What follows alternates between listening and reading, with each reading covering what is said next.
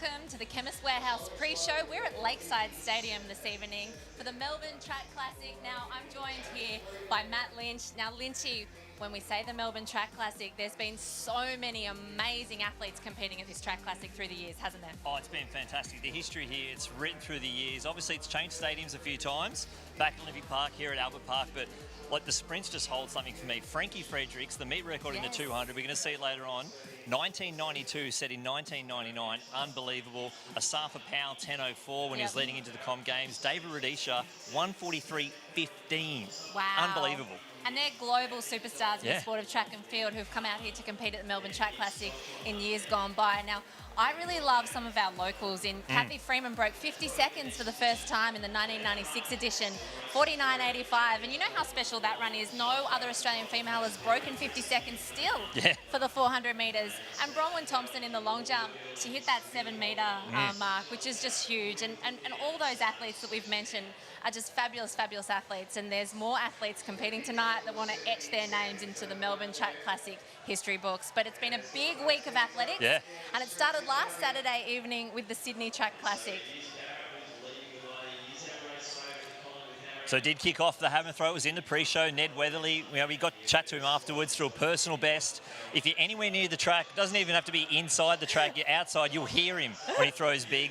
We saw the women's pole vault, Courtney Smaller-Combe taking the win there as well. It was a fantastic night. Yeah, the women's pole vault, actually the South Australians clean swept that.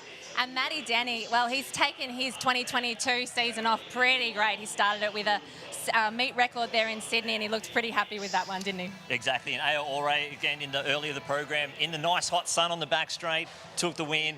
Ella Connolly, this is only just half an hour after she won the 100. She set a personal best in the 400 metres, 52.21. Just an outstanding talent.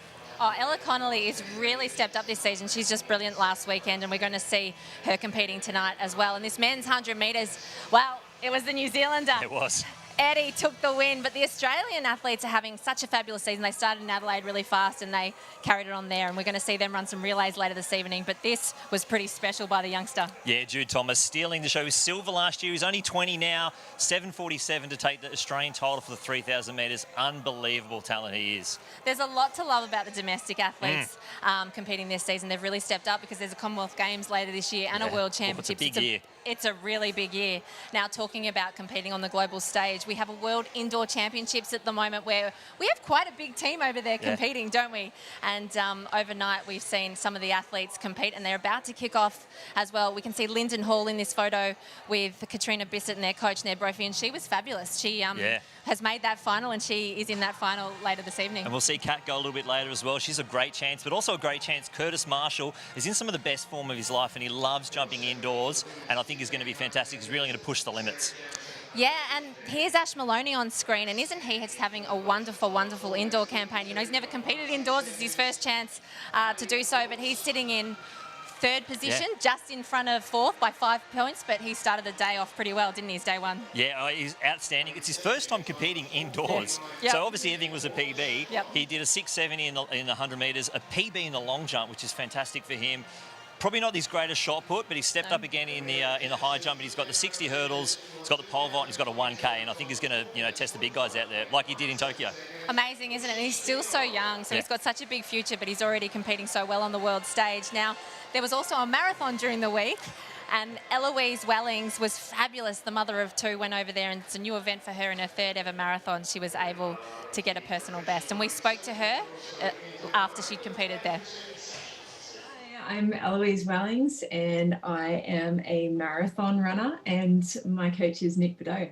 This week I ran my third ever marathon in Japan at the Nagoya Women's Marathon, and I ran a personal best of 2:25:10. Crossing the finish line of the Nagoya Marathon was, there's a whole lot of feeling. There was relief, and I was excited I actually didn't realize that I was on that time. I knew that I was on a PB, but I knew that I'd slowed slightly in the last 10K. I wasn't sure how much. My brain was not functioning enough to try and work it out.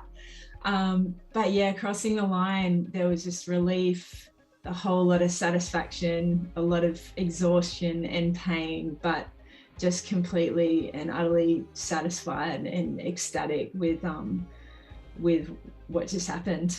I spoke to the kids after the race too, and Indy, my 8-year-old daughter, she told me that Daddy was yelling at the television way too loud. She had to go and watch it in another room, in her on her own little stream on the iPhone, because Dad was yelling way too loud, which is so typical of Johnny when he's watching sport. So I loved that. And Sonny was just running around like a crazy 2-year-old, did not know what was happening. Every now and then he'd yell out, "Go, Mummy." But he also did that, during the Winter Olympics when the snowboarding was on. So he doesn't know what's happening. My goals now are to be selected, hopefully, for my 5th Commonwealth Games in Birmingham in July this year. And that would be really special to go to 5 Commonwealth Games, 20 years of competing for my country at the Com Games. And I just love everything about it. I love the team environment. I love that it is so much like at Olympics, and hoping to be really, really competitive over the marathon distance in Birmingham.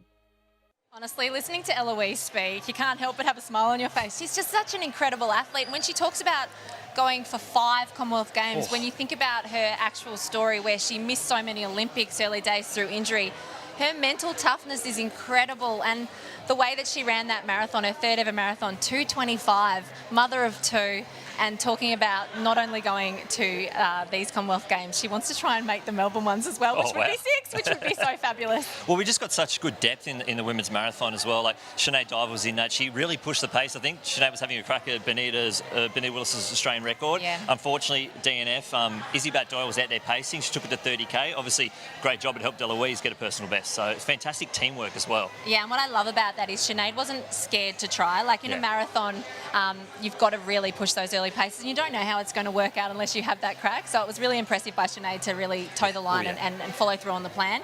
It didn't work this time, but I've heard that it was a great run by her in terms of she learnt from it, and who knows what she'll be doing later this year. And you can never write Sinead off, can you? No, you can't.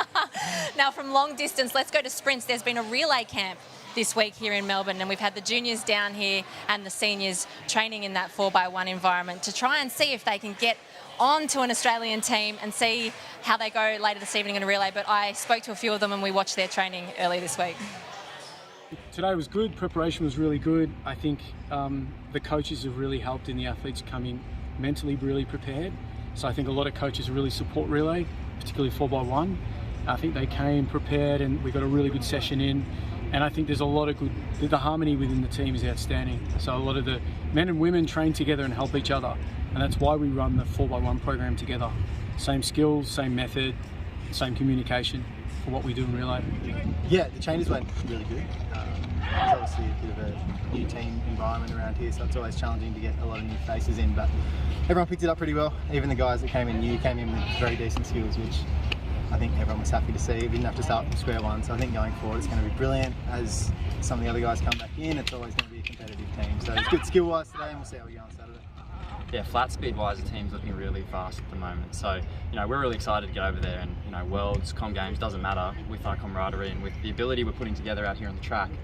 We only want medals, and we only want to rock up and run as many races as we can. So not just heats, we're going for finals, so it should be good. So running with the senior girls has been really fun. It's been really exciting just looking at, see how they do it, because it is different from the juniors, and I find I'm really learning a lot. I think our junior team does have a really good chance in Colombia because we have so many fast new juniors coming through, and we all get along, so I think we can get some really fast times. Missing Tokyo was definitely a tough one, especially for all of us girls. We were so close in going, and COVID did kind of play a big role in that. But I think it's all really given us that drive for this season to know that we can be there, we can be on the world stage, and putting that time down in June and on the Gold Coast was something special for us. And we're almost at that Australian record, so even if we can crack that and head to the Com Games and World Champs, it'll be a ball. Yeah, I was so grateful coming off heptathlon in 2018, I got picked up. And I've been through the relay camps for all these years, and I've loved every girl that's coming in and out. And I think we have a really special group, and I really want to be a part of it because I think they have such a bright future. As you can tell from last season, just like coming together so quickly and producing that time, I think it's going to be really great for the future. And if we can stick with this group or even bring in more people, yeah, I think we'll have a lot of experience. I think I've learned heaps on the camp, like how to change a button, and hopefully we can get the job done on Saturday. I love Ella. She makes me laugh. But what I really liked about that, Lynchy, was the camaraderie between both of those teams is so strong. And I think that when you saw what happened last year with the women's team, where they just missed that Olympic team, and they would have been pretty good. I reckon they would have pushed close to that final. And you've heard Bree Masters there talking about that Australian record. They really want it. They just missed it. 43.11 last year. It's got incredible depth, that team. The depth in all of our sprints is fantastic. You wouldn't have seen just then, but Jacinta Beecher in the B race 200, it was wind assisted 3.2, but she just ran 22.96. Yeah. That was her debut 200. So I can't wait to see the A race later on. No, it's going to be an incredible night of athletics. But you're right, Jacinta Beecher is another one who wants to step out and be on that 4x100 team. There is so much depth. There is so much to love about both those teams, the men as well. Yep. You know, Rowan Browning has picked up a little bit of a niggle, so he's not competing in the rest of the domestic season. But, you know, that team makes it to the Commonwealth Games. You throw him in, they were fourth in 2018. They could go even better as well. I think so. I think I can get a medal. Yeah, I agree. Well, stick around. We have a special guest after the break, so don't go anywhere.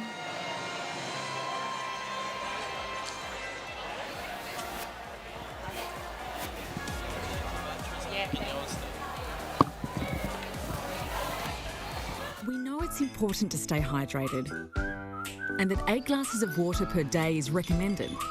Though, for many of us, that's easier said than done. That's why more Australians are making Hydrolite part of their daily rehydration routine. Hydrolite is scientifically formulated to rapidly rehydrate faster than water alone, with products suitable for every member of the family, so you can embrace life's everyday moments. You'll find the Hydrolite range for a great price every day at Chemist Warehouse.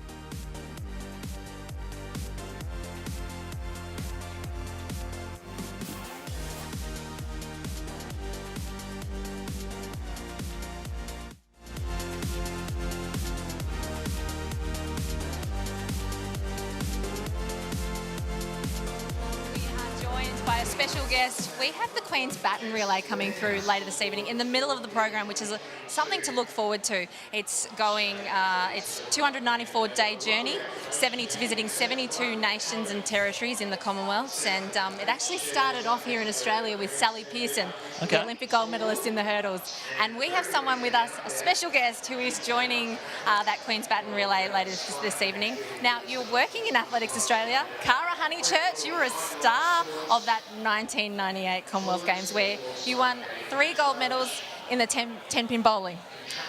It's hard to believe it's 24 years ago, isn't it, Tamsin? We were teammates, weren't we? So, yeah, it's time flies. It doesn't seem that long ago, but yeah, it seems a little bit different now going from 10-pin bowling to athletics. But, you know, loving my experience here and obviously love the opportunity to be a part of those games in 1998. Well, speak to us about the importance of the Commonwealth Games. You know, the Commonwealth Games, we're going to have it in Melbourne soon in 2026. But as an athlete, you have such fond memories, I can imagine, from those games. Yeah, particularly because 10-pin bowling was only in the Commonwealth Games once, and obviously in the youth Commonwealth Games as well. The opportunity for a sport like 10-pin bowling to be in a multi-sport games was fantastic, because that's not something that we've had the opportunity to be a part of. Just to be part of that village environment, meet so many people from different sports and people you'd looked up to for so many years, and a bit of a unique experience for me, because 10-pin bowling was it was quite unexpected, the amount of attention that 10-pin bowling would get at those games. So it was one of those things that you look back on many years later and just relish the opportunity that I had to be part of something like that. So obviously now you do work for Athletics Australia, the General Manager of Corporate Services. What's that day-to-day life for you now, switching from working in 10-pin bowling now working in track and field? Yeah, I mean, there's obviously a lot of things that are very different. 10-pin bowling and athletics are very different. But look, I think the great thing about being an athlete is the skills that it gives you to transition when you do retire. Having left the sport in the early 2000s, I then worked as a CEO at Tempe Bowling Australia for 10 years and then moved across to corporate services at athletics. So obviously just having a really good understanding of sport is really important, and just learning the nuances of athletics. It's quite a complex sport. It is. But I'm loving it, and it's just been a wonderful, I think, about 15 months now, and it's great to be here tonight, and really excited to be part of the Queen's Baton Relay. So I'm going to throw one on you. So if you had have decided to be a track and field athlete rather than a 10-pin bowler, which event do you think you would have chosen to try and excel at? Well, I've got to tell you, as a youngster, I tried every single sport. So I have basically done almost every track and field event, probably except for pole vault. And I actually wasn't too bad at long jump. Okay. So I did actually make it to the regional championships in long jump, but then, I don't know, I went bowling one day. I was very determined that I was going to be a world champion in something, but I wasn't quite sure what. Went bowling one day and I went, this is the sport for me. So I hung up the running shoes and focused on 10-pin bowling. Well, to be honest, it's probably the closest, if you look down the runway and you look down the bowling alley, there's probably the closest two events you could find, long jump and 10-pin bowling. Yeah, well, I tried a bit of long distance running, tried a bit of sprinting, that wasn't for me. Tried a bit of high jump. Long jump was the one that that resonated the most for me. But it's loving my time here at athletics, and it's just fantastic. Awesome. Well, let's talk about the Queen Baton Relay. We've got some athletic stars that are carrying that baton around the track a little bit later. What do you feel the importance is of being able to bring that Queen Baton Relay, Baton's Relay to Melbourne and showcase it to the public? Yeah, I think the Commonwealth Games has just got such a long history, an esteemed history, and just to remind people of the importance, the connection that it creates between different countries, and obviously the world's going through a pretty tough time at the moment. The importance of sport and the importance of events like this to bring the world together is cannot be underestimated. Now, in the baton, Lynchy, the Queen, it started on October 7th, 2021, the relay, and the Queen actually puts a message. She writes a message and she puts it into the baton. Okay. And then it travels around the countries, the 72 nations and territories, and then it arrives in Birmingham later this year, where then hopefully the Queen will read out what the message is that she put in there. Did you? No.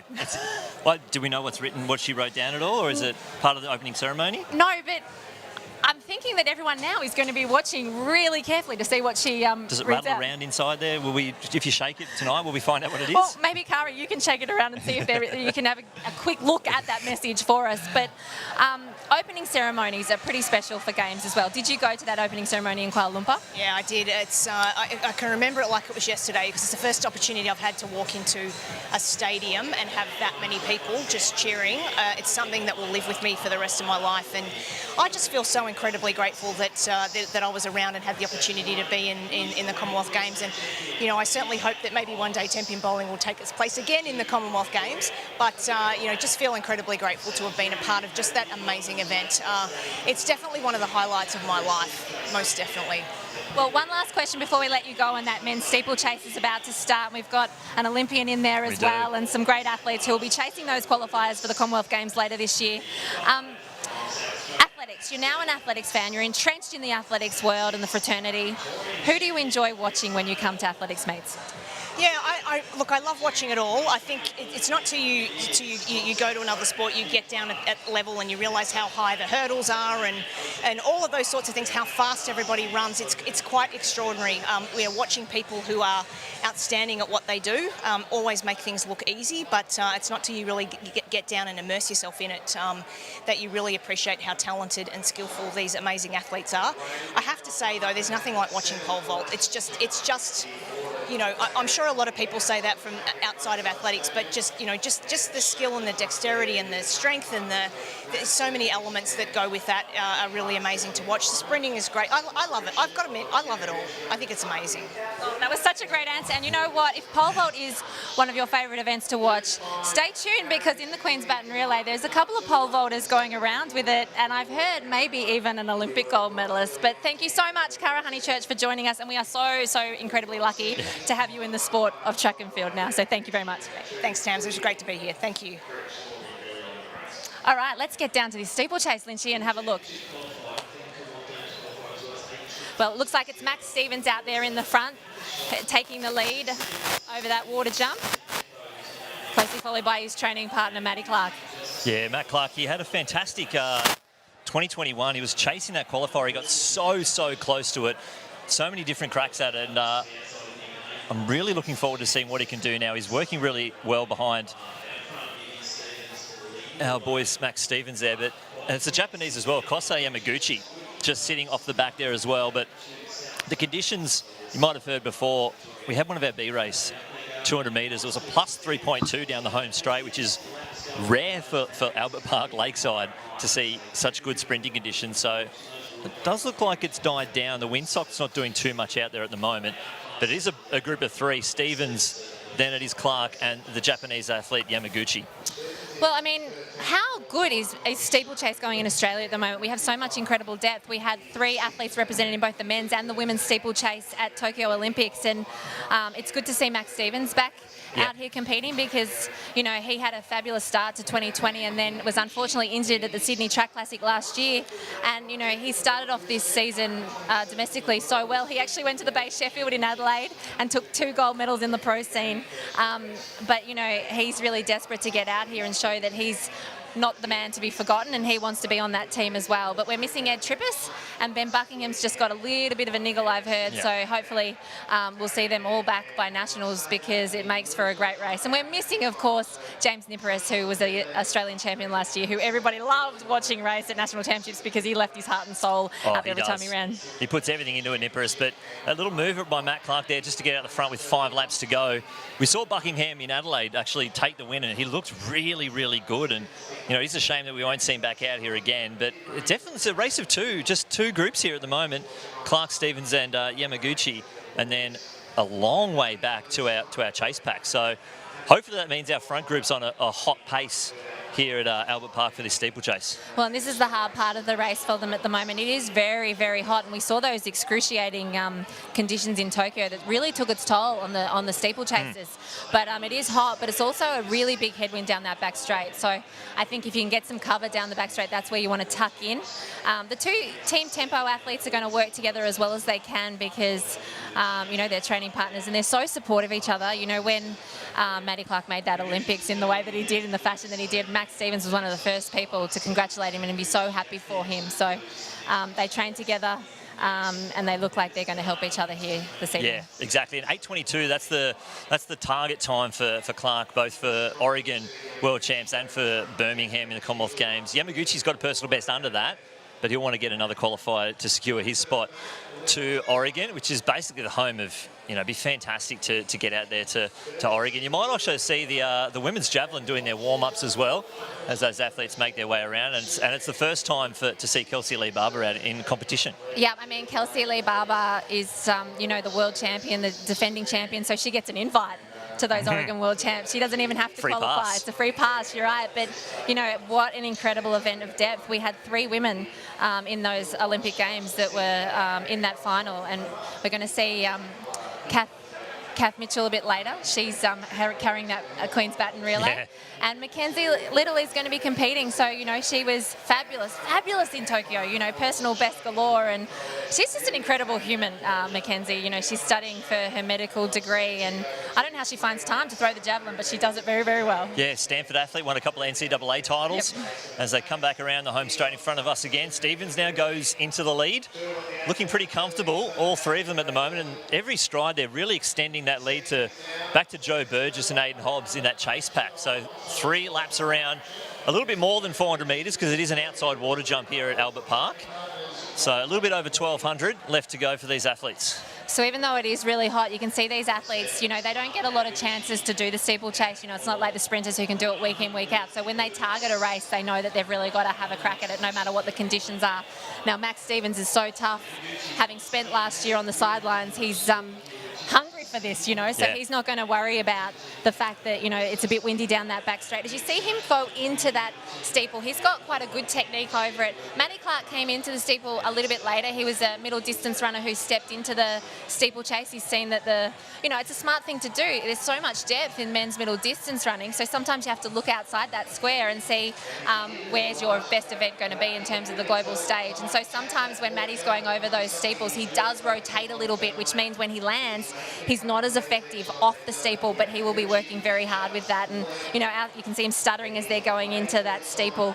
As they get tired, sometimes they stutter a lot more because it's probably one of the toughest events on the athletics track to get right. Yeah, I remember talking to Stu McSwain. He made his debut in the world stage in this steeplechase, and he does say it's a bit of akin to cross country where you're never in your own rhythm. It's constantly changing. So, you know, in cross country, you're never on flat ground all the time, and you always got to keep yourself at stop, start, re-accelerate, and always off balance. And we saw Clark, since he's made this move to steeple, it's massively improved his flat track speed as well. He went sub 750 finished at the top end of the field at the Australian 3K champs last week, and that little burst of speed down the back straight. They got 1.5 laps to go just about, as Yamaguchi just gets up around Stevens, who might just be dropping off the pace a little bit.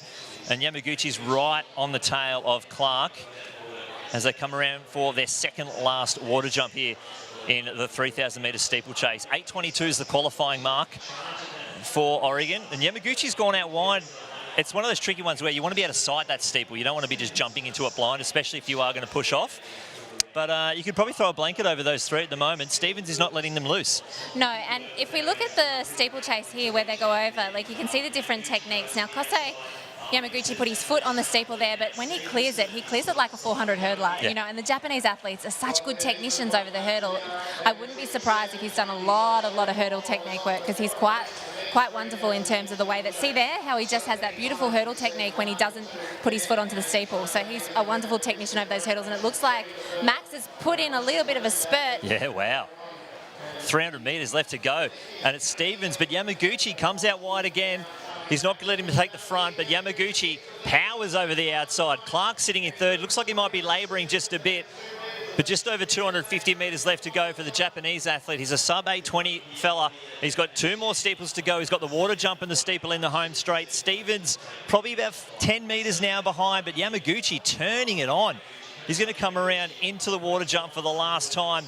A big push off there, gets off clear through the shadows, around the cones, and he's looking super, super strong. Stevens holding on the clock just a tick over 8:12 now. So it could be pretty quick for these fellas. It's going to be faster than Adelaide. Some long strides into it, gets over, and the knife hands come out for Yamaguchi. He's powering towards the finish line. It's going to be a sub 8:30. This could be close for Max Stevens' personal best as well. It's going to be one of his better runs, 8:27.73. And I reckon Stevens is just going to be a tick over 8:30 as Clark now comes into the home straight over the last steeple. Looks like a little bit fatigued there. Probably the legs not coming back after such an awesome run for Clark in Sydney last week. But that'll be your top three: Kosei Yamaguchi, and then Max Stevens and Matt Clark in that 3,000 metre steeplechase.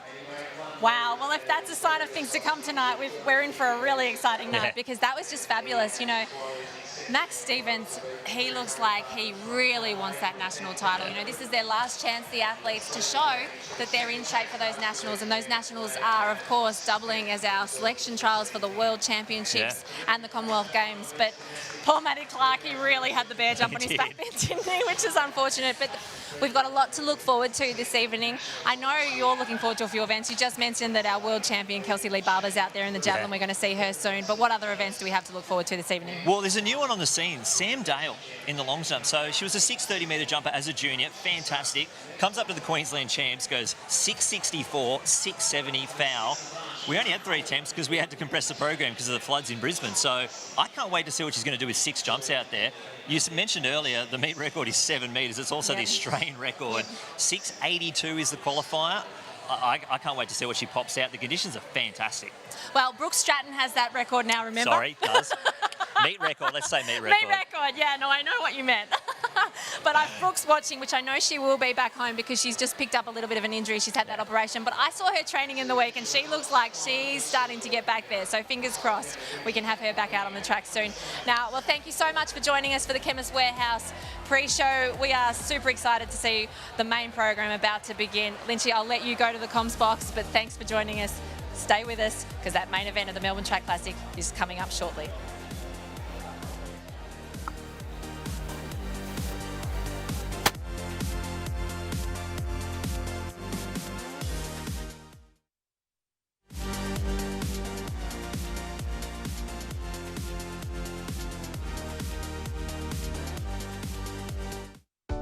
We know it's important to stay hydrated.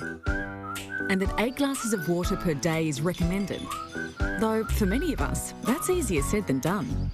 That's why more Australians are making Hydrolite part of their daily rehydration routine. Hydrolite is scientifically formulated to rapidly rehydrate faster than water alone, with products suitable for every member of the family, so you can embrace life's everyday moments. You'll find the Hydrolite range for a great price every day at Chemist Warehouse.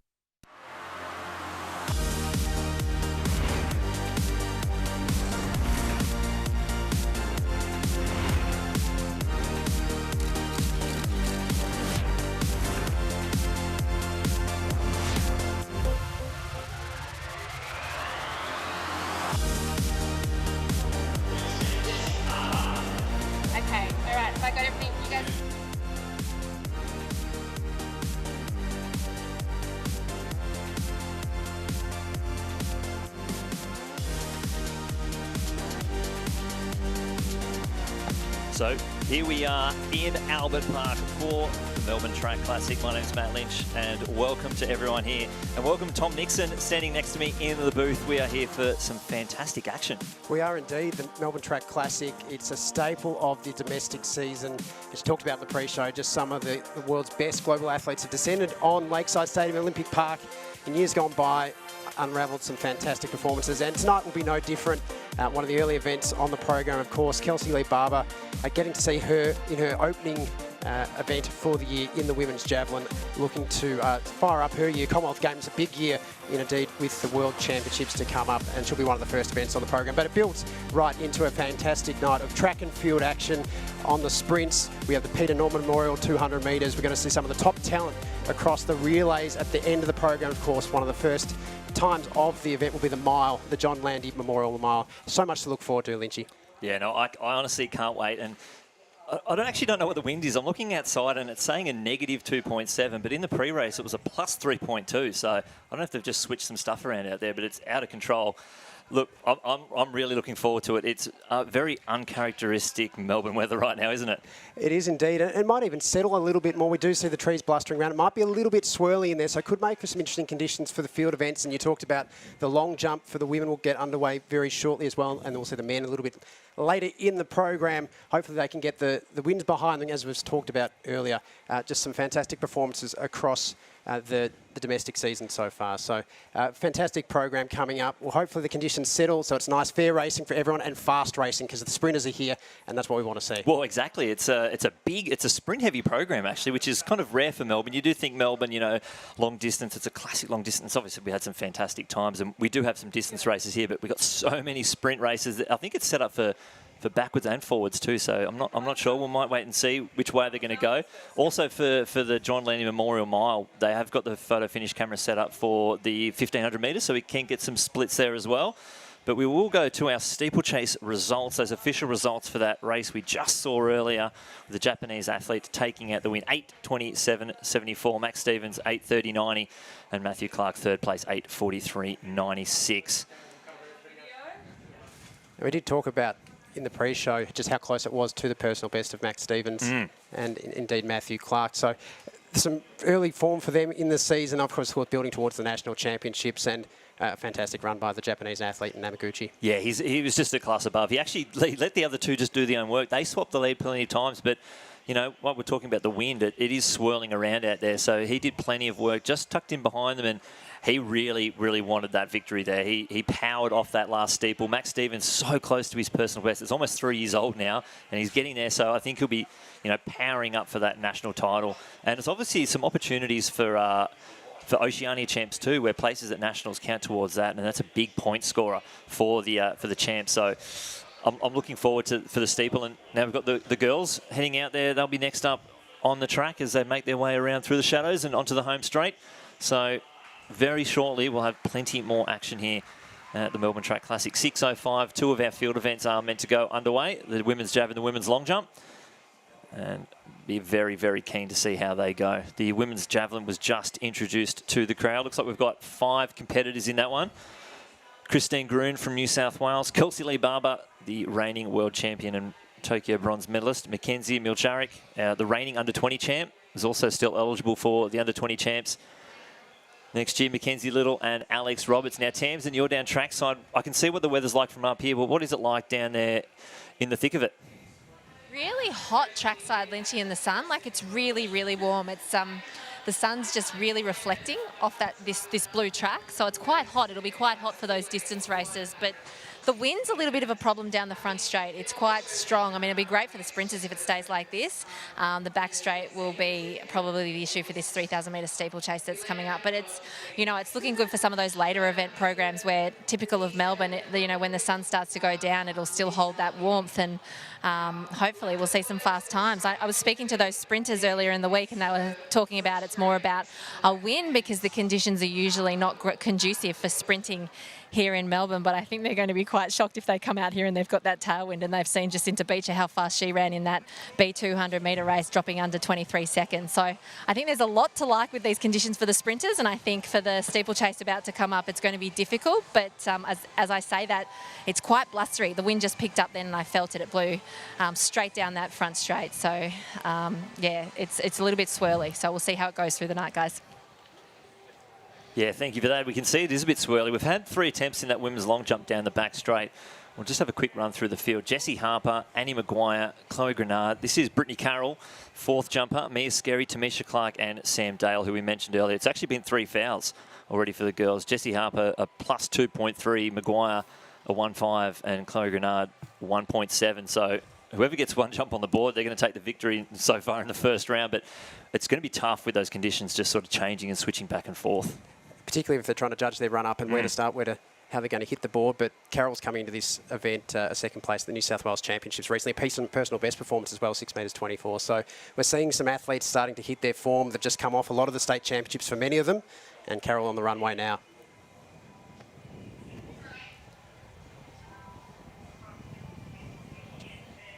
Well, it's the first white flag, so she'll go into the lead. And we'll go to the junior next, Mia Skerry, who's just knocking on the door of that World Under-20 qualifier. She's got a couple of 6.08s under her belt, but a 6.12's the qualifier, which she's jumped over windy a few times. So she'll be looking to secure herself a legal 6.12 and become one of the first athletes to get that qualifier. It was actually at this stadium for the Zatopek 6.14, the wind assisted jump she had. So form in the stadium, maybe familiar with the conditions as well, of course, being Victorian. Used to competing here for the state championships as well, will help her as well. Yeah, exactly. And it's one of those things, like sometimes it might help going somewhere else, but when you're younger, I think it's something that's a bit more new, that's not new to you. It feels like home. That's kind of, where you need to go. So 6.09 was that jump for Carroll with a plus 1.0. And there's that full field. Skerry will be next to jump, Tamisha Clark, and then Samantha Dale.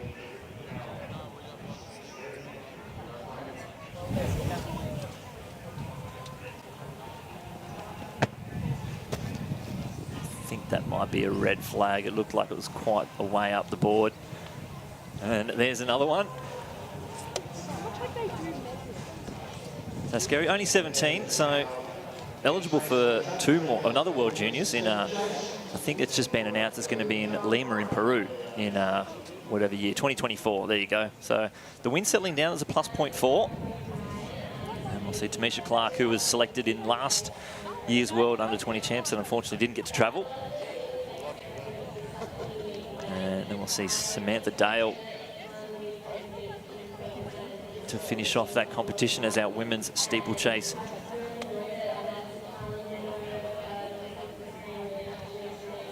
Just hanging out at the front of the home straight here.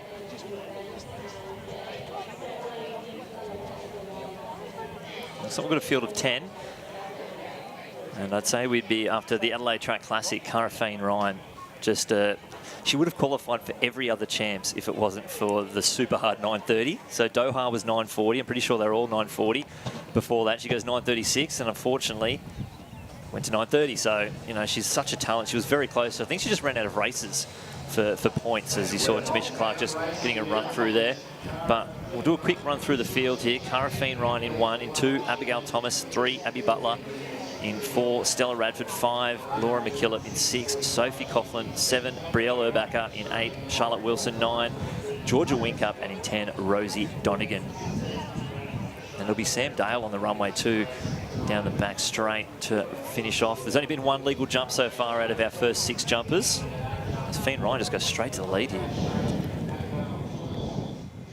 And there might be the tactic for her after such a strong performance over in Adelaide. She knows that she's got the time within herself at the moment, so a chance to put it out there again and see who wants to go with her and might be able to reassess as they go. But it looks to be a good group of 5 or 6 that are going to go with Cara Feen Ryan out of the start of this women's steeple.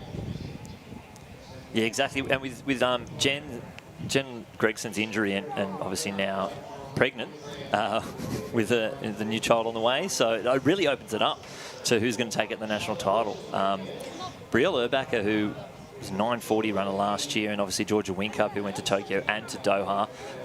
Urbacher was right at the top of the field there. She was 5th in the 3,000 flat and ran 9:10, so we know she's got a good turn of speed.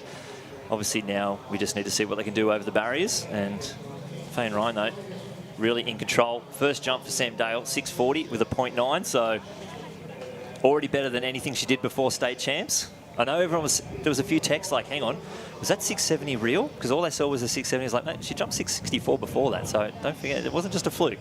And, you know, a 640 first attempt when, you know, majority of the field fouled. I think that shows just sort of she's a class above now. She's just gone up a level. And she has moved into that next echelon of jumper. At 640 straight off the bat, we've seen the blustery conditions and how the others have struggled, and probably a level of maturity starting to develop in her as an athlete off the back of that performance, but probably has been growing for a period of time too. But 640, great way to start her competition. Yeah, exactly. Now, we did catch up with Cara Feen Ryan early in the week for this 3,000 metre steeplechase.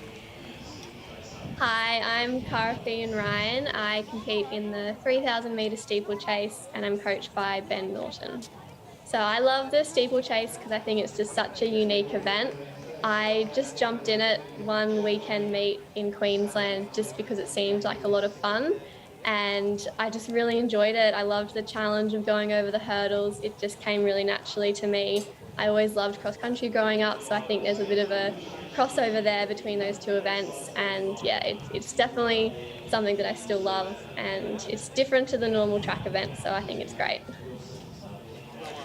Well, it was a good idea to jump into the steeple that day because she's out here a few years later leading the Melbourne Track Classic, and she's the #1 ranked steepler. Season's best out in Adelaide, a 9:45.14.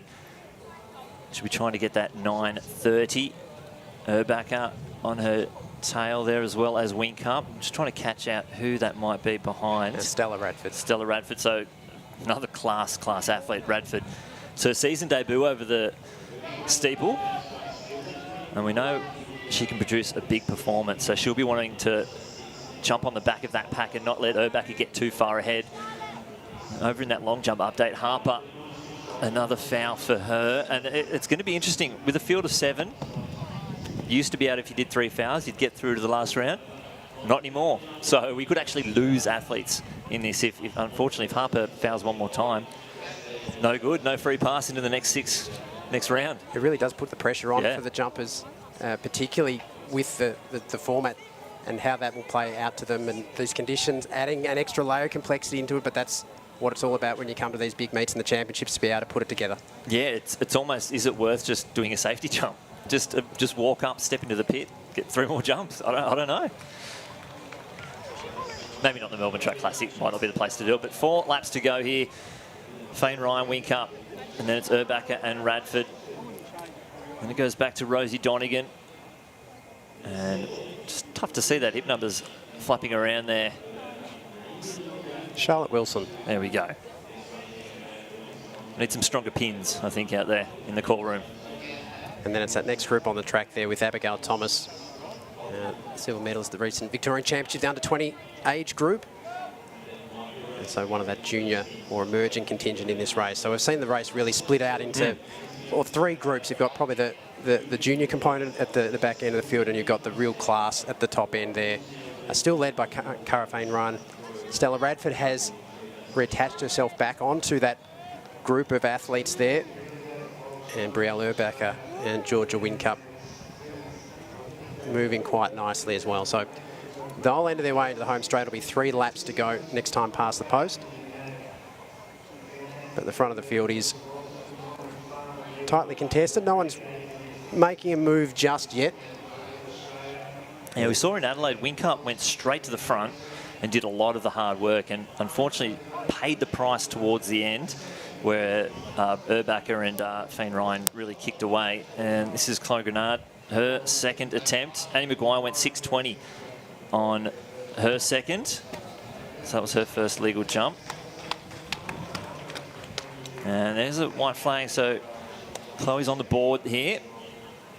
7 metres for a meet record. It's a tough one. Obviously, I blew that in the pre-show, saying it was the national record at the time. That's me trying to just wiggle my way around it. I blew it, but 7 metres to even just break the meet record, you've got to surpass such a tough barrier. Well, it's been one of those hallmarks in Australian athletics for such a long period of time, and you saw the emergence of Brooke Stratton over the recent history, and you got the sense that she was moving towards it, and she probably was the heir apparent for it, and 7.05, and it just shows you 2 people in Australian history have jumped that distance.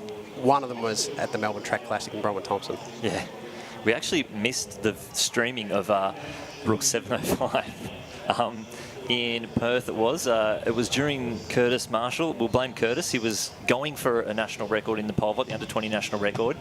And you know pole vaulters, they love standing on the runway so long, get the wind conditions right. Brooke went and did a jump 7.05, and we're still on Curtis waiting for him to jump. So just one of those things, unfortunately. It was really hard to trying to get any footage. But 2 laps to go here, and no real changes. Whincup probably making that move just to the outside of Fien Ryan. Urbacher is still sitting back, and Radford just in 4th place. You can see there's little flags at the javelin way, copping a fair bit of wind. So down that back straight, it seems like might have the biggest helping wind. And we'll see where the first move comes. Will it come down the back straight and see if they can blow the other athletes out of the water? Looks to be Whincup now moving up to the shoulder of Fien Ryan, and Urbacher's there. Radford, of the 4, looks to be the one that's maybe just tiring that little bit more than the others, but it's Whincup that's gone to the front now. Urbacher's rolled across, and Radford moving through now, and Fien Ryan a little bit of a reprieve after really doing so much of the work for the best part of this journey. And the question will be, does she have enough time to conserve? Has she left too much out on the track too early trying to set the pace? And will it be Whincup that started to move up the home straight now? Did she sacrifice her own race to sort of let, I want it fast, and no one else was going to do it? And unfortunately paying the price as Radford now moved past Fien Ryan into 3rd place. Urbacher looks pretty good, just sitting on the back of Whincup, but we know Whincup's a class athlete. Doha, World Champs 19, Tokyo in 2021. We know what she can do as they get the belt. There's Whincup, Urbacher, and then Radford and Fien Ryan with 1 lap to go here. 9:30 is the qualifier. Both got personal bests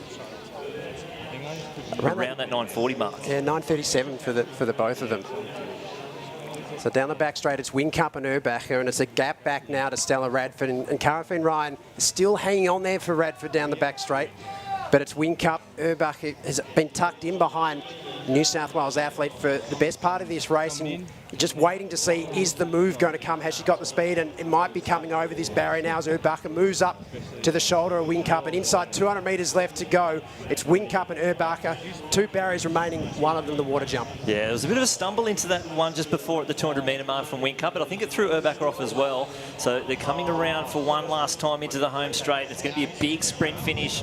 Does the superior speed of Urbacher get her to the finish line, or does the experience of Whincup get her there first? It's going to be a massive sprint race here down the home straight. Urbacher goes into the lead. She's going to have to clear this barrier smoothly, and she does, and she's strong to the finish line. Personal best is 9:40. So can she dip under that? I reckon it's going to be very, very close. She did that in Townsville, and she's just gets under at 9:39.79. That's another fantastic run from Whincup. Radford's going to take 3rd place. You can see the anguish on her face there. It's been tough running there, and Fien Ryan will finish in 4th place. But a big, big win there for Brielle Urbacher. She goes under from her personal best. She did up in Townsville 9:40.59, and she just went sub for the first time.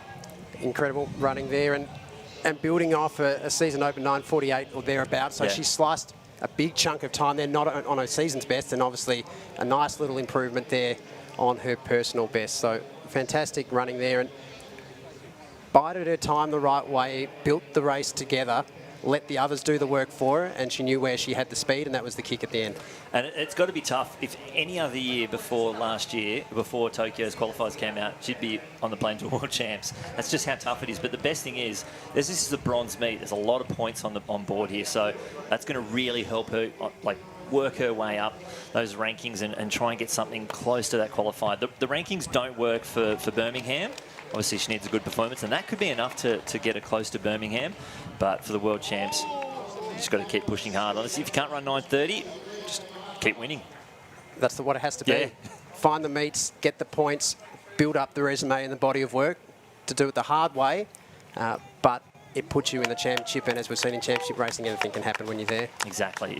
And that's it's going to be tough in Oregon. I think it's going to be quite hot. I think there's doing a lot during the daytime as well. So, you know, the race in Adelaide was pretty hot. It was 33 degrees before we started here before as well. And we've just seen in the long jump for the women, Samantha Dale, 672. 672. You're talking about before was that 670 up in Queensland. A bit of an apparition, but she's backed that up. Another personal best. An impressive jump there for the New South Wales jumper. Wow, 1.0 the wind, 672. She's getting close to that qualifier, 682. So that is a massive, massive jump. She's in some hot form, and she's got 4 more attempts to go. And on both occasions that she's gone with that jump, she probably had the mildest of the wind conditions. If we're looking down the sheet there, we've seen some 1.3s, 1.5s, 1.7s. That 672 was with a 1.0. So maybe a little bit more wind behind her, and that 682 with natural improvement is right there for her. Yeah, she's only just working into the comp. Obviously, we're seeing how tough it is with so many fouls out there. So we don't even know how close. She might be behind the board. Another 20 centimetres, 7 metres maybe. Well, she could do it. Bronwyn Thompson might be looking at home and just wondering whether that meet record is going to be there much longer. Exactly. But we're going to go down to Tamsin with the winner of that women's steeplechase, Brielle Urbacher. Well, Brielle, you've had a pretty fabulous week. You know, Sydney Track Classic was a great run, and then you've come out here and broken 9:40 for the first time and had a win. So well done, firstly. Thank you. Yeah, it's just been great to do all the meets around the place, and yeah. You looked really strong. You know, Cara went to the lead, and it's pretty swirly down here. That was pretty much a tough ask to lead from the front, wasn't it? Yeah, I'm just glad, like, the pace was on. I felt bad I didn't come around, but I mean, it's kind of what happens. You kind of blocked in, and yeah. No, but you judged your time to perfection, because when Georgia went, you followed onto her. Was that your race plan, just to be there when the kick came? Yeah, I guess that's the plan any time. Like, you try and stick with it, but you never know what can happen in a steeple. Like, if your legs go, they go, so. Well, you made the World Junior Finals in 2018, I think it was. You know, you've been a steeplechaser for a little while, but you've really stepped up into it now. Now, without Jen Gregson at the National Championship, after that win, you know, you're a big chance for the title. You never know what can happen. Just try and stay fit and healthy, but yeah. Now tell me, I asked Cara this during the week about the steeplechase. It seems like a bit of a crazy event. What drew you to the steeplechase in the first place? I think it just gives you something to think about instead of just running laps and watching a counter. Like, I suppose you got a water jump every now and again, and I know, throw some of the flat runners up around, so yeah. Well, fabulous effort, Brielle. Well done on your personal best. You're in absolute ripper form, and good luck for those national championships. Thank you. So Annie Maguire there on the runway for her third round attempt. We'll give you a quick update after 2 rounds in that women's javelin. It's actually Mackenzie Little leading the way. She's gone 59.34 and 59.24 in her first 2 throws to lead the competition. Second place is the reigning world champion, Kelsey-Lee Barber, in her first comp since her fantastic season over in 2021, 55.94, her best throw. And Alex Roberts, 53.55 in third place. And the junior, Mackenzie Milcharek, 52.82 hers. So that's another World Junior qualifier for her. She's the reigning under-20 champ. As Maguire comes down the runway, it's another big one out of just over the 6 metre mark.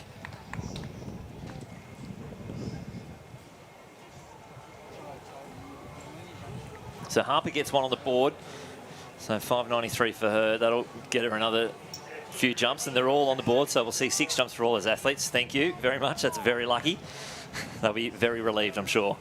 They will indeed, and we'll just wait and see what Annie Maguire's jump measures. You know, best of the competition so far, 6 metres 20. So she's sitting second in the competition at the moment. So when we see this reorder as they move through. She'll be jumping just in behind Samantha Dale, of course, at 6.72. So there it is, 6.15 is the jump for Annie Maguire. So it doesn't improve on her second round attempt. But it'll be Chloe Grenard will be next to jump. Her best in the competition came in that second round after a foul on her first attempt. So 6 metres 11, she's third in the competition. Recently coming off the Victorian Championship win. Now you'll see just on there over the right-hand side, they are running reverse for our 100 metres. So we did have some fields of around 9 and 10. Unfortunately, it is only 8 lanes down the back. So with 9 athletes, it's going to be a heat of 4 and a heat of 5. Oh, it give them every opportunity to run fast. And if we've seen the continuation of the win we've seen behind the long jumpers, I think the sprinters will be quite happy. And we'll be a slightly smaller field, but we get to do it twice. Yeah, so exactly. Fantastic for us and everyone watching at home. As Chloe Grenard on the runway now, third attempt. And I think she's just stepped over on that. The red flag goes up, so that'll be a foul in her third attempt of the competition. And the wind reading just before on Annie Maguire's jump, 2.6. So we are seeing that gusty wind down the back straight there for the jumpers. So still probably playing some havoc there for the jumpers as they judge their run-ups. Now, I know it's marked reverse for the 100s, but I'm just wondering if it's marked reverse for the 200s. I wonder which way they're going to do those 200 metres here this weekend. I'm looking outside. I don't see any extra line. It's tricky to find a track that's actually marked for reverse 200 metres. There aren't many in Australia. It does need to be surveyed. You can't just start wherever you want. You can't start at the 8 marks. It is a little bit different each time. So I don't know if it will, but we'll wait and see. We'll wait and see. But it might be a quiet home straight if we put everything down the back straight. Hopefully people don't have reserved seats and they can pick themselves up, move them round to the back straight grandstand, join all the long jump fraternity and the distance running fraternity. That tends to be their traditional home here at Lakeside Stadium, and they can enjoy the sprints. That will be coming up very shortly. That's Kelsey-Lee Barber there, just jumping over to the fence to chat to coach and husband. She went 58.38 on her third attempt, so she's getting up there.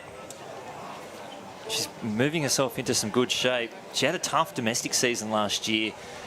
Really just one of the clutchest performances that we've seen. Threw a season's best in the qualifying just to get to the final, and then throws another season's best in there to grab that medal. And we saw what she did in Doha, busting out a huge throw to take out the title. So we know she can perform when it counts, and it just takes some kind of... I don't know where your mind is at when you just know that every time you step up, like, this is it, I'm gonna throw big, and just to have that faith in the process that you're going through. The mental strength to also be able to park the throw before, to clear your mind, to reset, and to dig into the confidence and the muscle memory and the repetition of all the training that you've done, and to land it out there on the biggest stage when it all matters. And in probably one of the most high-pressure environments, you're coming into an Olympic Games as the reigning world champion. You're up against it just to qualify, and you pull out that throw. I suppose the pressure releases when you move into the final, but then you're building through your series in that final, and to do what she did was phenomenal. That will be one of the moments of the Games. Yeah.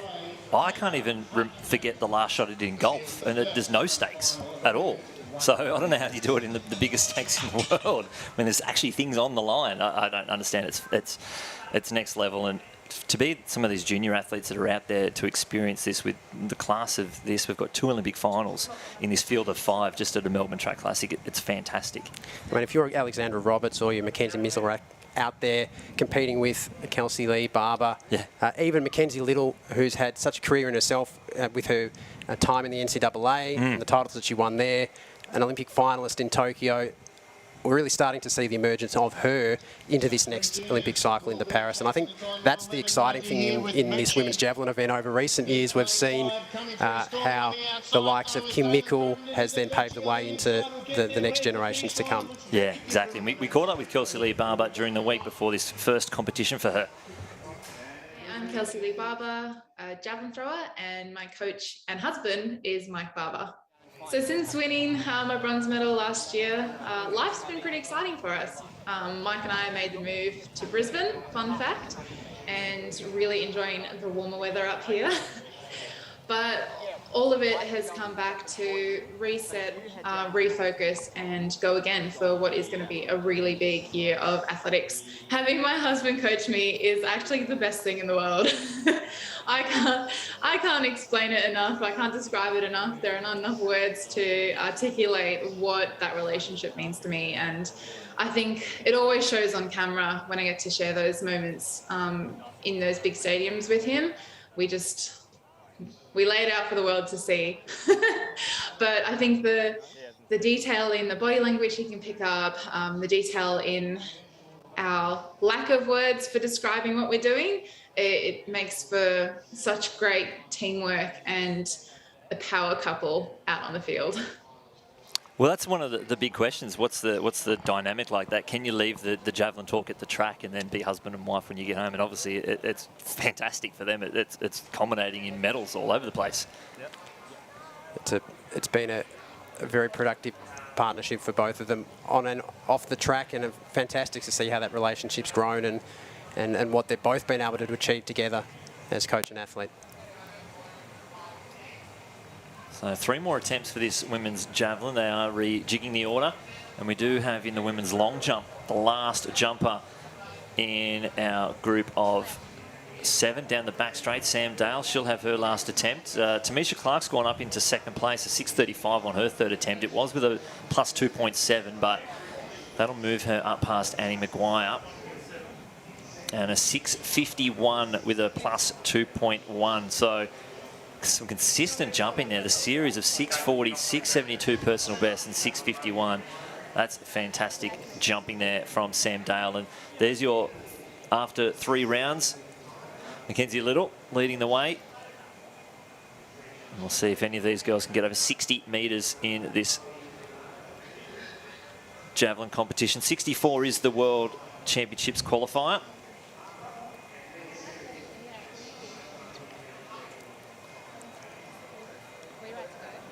And it is fantastic that they are running these 100 metres down the back straight. Obviously, with the relay camp earlier, we do have a huge amount of athletes out here. And we caught up now. Tamsin is down with the winner of that first of our 100, Celeste Mucci. I am down here with the winner. Celeste, it's a time final, isn't it? So you're very interested to see how the other women go. Yeah, they split us up, so just want to see how Ebony, my other teammate, goes. And yeah, it'll be interesting to see this race. Now, we're used to seeing you with the hurdles. Get rid of those hurdles. You're desperate to make that 4x100 metre team as well, aren't you? Yeah, definitely. Like, it's such a great team, so definitely want to make it. Talk to us about that race. I mean, it looked like you got out well. No hurdles there, but your speed is really good this season because you've been running so fast over the hurdles. Yeah, actually the start was average because I tend to pop up because of hurdles, but yeah, no, I came home good, so that's what I've been working on, our top end speed. I do love, you're always the hardest taskmaster on yourself. It's rare that we see you cross that line with a huge smile going, yeah, I was really happy with that one. No, definitely. I am. Well, I'm going to let you watch this race, but well done, Celeste. That was a fabulous run. Thank you so much. Thanks. It's okay, we're going to see. So the 100 on the back straight. This is the second of the 2-time finals. Stoylova, Lane, Grandine, Harris and McMillan.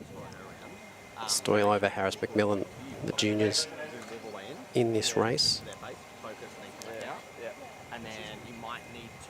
11:49 for Mucci in the first of the 2-time finals.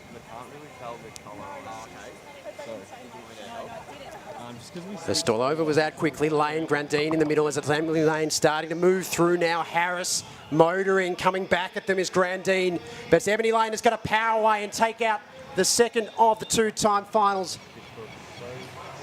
Plus 1.2. So Lane's known for her fast start, but she held on then and she kept that speed endurance all the way through the line. That was a fantastic run down the back straight there. It might take a little bit longer to get the times, obviously, when it's not hooked in over this time, when it's all the way down the back straight. But, you know, it's for the athletes. That's why we're doing it. They've got a plus 1.2 instead of a minus 1.2. And they'll be really pleased to be able to run in those conditions here and make the most of it. They've come off a great week of training together, and hopefully some fast times to follow. As we just see across in the women's javelin that Kelsey-Lee Barber has moved to the front of the competition, 60 metres 31 in the 4th round of throwing. So she jumps ahead of Mackenzie Little. How's this? It's very good access for the kids out there. You know, coach an athlete having a chat, having a discussion between throws and surrounded. It's basically a fan zone. It's not a coach's box. You think about a lot of the other sports that have to mic up coaches and the permissions that go into it and the mics that go in over the top. And, hey, if you're here at Lakeside Stadium, you can just wander down just stand next to the lake end, stand next to Mike Barber and hear what his tips are for the next throw of Kelsey-Lee. So here's Mackenzie Little, her 4th round attempt. Can she get back the lead? Oh, I think she might. That red line out there is 64 metres. Yeah. It's going to be close. I think it will be an improvement. So her best so far had been just on the 59 metre mark. That looked out over that 60 metres. Yeah, I think so. So while they measure that one, Tamsin is with the winner of that second race, Ebony Lane. Yeah, Ebony, that was just a fabulous run. You shot to prominence last year in that Queensland Track Classic. You know, you shocked a few people up there. Did that feel like you were starting to get back into that shape again? Yeah, I had a quite tough pre-season. I had 2 torn hamstrings, so never had an injury in sprinting before. So it was a big learning curve, but mentally and physically I'm ready to come again. So yeah.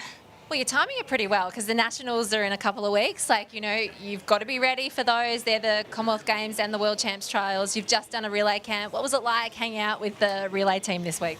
Yeah, it's been really good. The dynamic was really, really good this time. So got to try a different leg. So tonight I'm running 3rd, which I've never done before. So it'll be really exciting. So you get to change the baton and take, because you usually run first, right? Yeah, yep. So I usually run first. But yeah, I want to see how I receive and pass. So it'll be a good challenge for me as well. It's one of the questions I threw at Celeste as well, because it's such a fabulous team, isn't it? You know, going to those Olympics last year, just missed the qualifying time. But now there's so much depth around that team, and your team is so strong because of the depth, isn't it? Yeah, and I think it just comes down to peaking at the right time, knowing your body, know when the right races are going to happen. And we are still sort of working as a team to at least have someone else there this time, so no one's really running on their own anymore, which is great. Well, it's so good having you back, Ebony, running fast. Well done on that win. Thank you so much.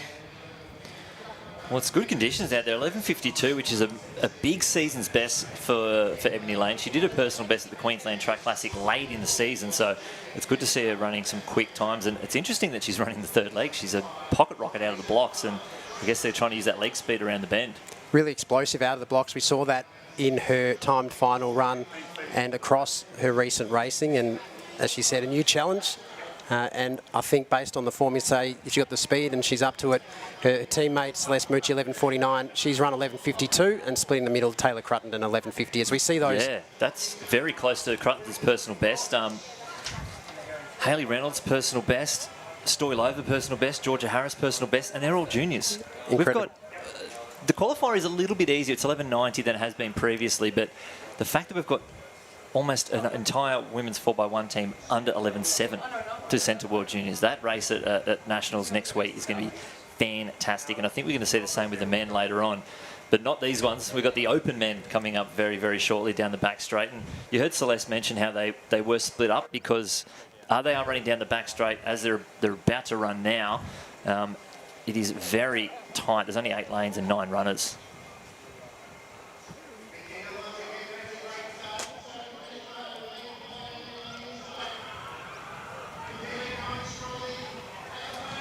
So as a party takes the win there as we missed that race down the back straight. But that's a fantastic run, a plus 3.4. But Despard got an absolute flyer. He's coming into some awesome shape. He was knocking on the door of sub 10.4, ran 10.38 in up in Brisbane and then 33 in Adelaide, and he's just been hammering. But to get a win like that, I think that's going to be great for the Tasmanian. Kelsey-Lee Barber on the runway. Out close to that 60 metres again. It might be just a bit inside, closer to 55, that attempt for her in the competition. So I don't think she'll improve on her best throw. And as we saw before, Mackenzie Little was 59.95 into second place. So just knocking on the door of 60 metres in this women's javelin. Yeah, I think with that gust, obviously at 3.4, Kels just got it really high, but it seemed to just get knocked over itself. And unfortunately, the end just tipping over, and with the wind like this, it's going to be hard to get anything really good. And that's the wind on ground level. When you're throwing it as high as them, it's going to be a little bit different up there.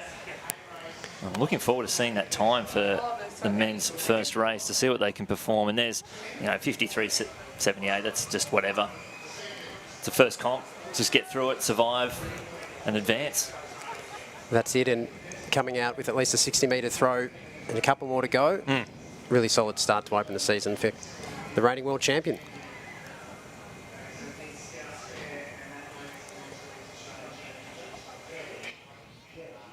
So we have caught up with the winner of that men's 100 metres, Jacob Despard. I'm not quite sure I caught up with him. He slowed down so I could actually get here. That was a very, very great fast run, Jacob. Well done.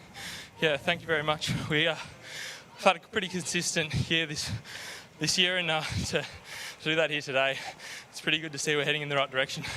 Well, you started the season off in Adelaide with a personal best, so we know that you're flying. You're coached by correspondence, aren't you? Yes, I'm coached by Rolf Oman, who is currently living in Sweden. So I've been with him for just under 2 years now, and it's had its challenges, but yeah, paying off. How does that work? Do you just use technology and film your sessions and send them back? Yeah, so it's pretty funny. The time zones work quite well. When it's 3 o'clock in the afternoon here, he's just waking up. So he gets videos of my training for breakfast, and I get instant feedback.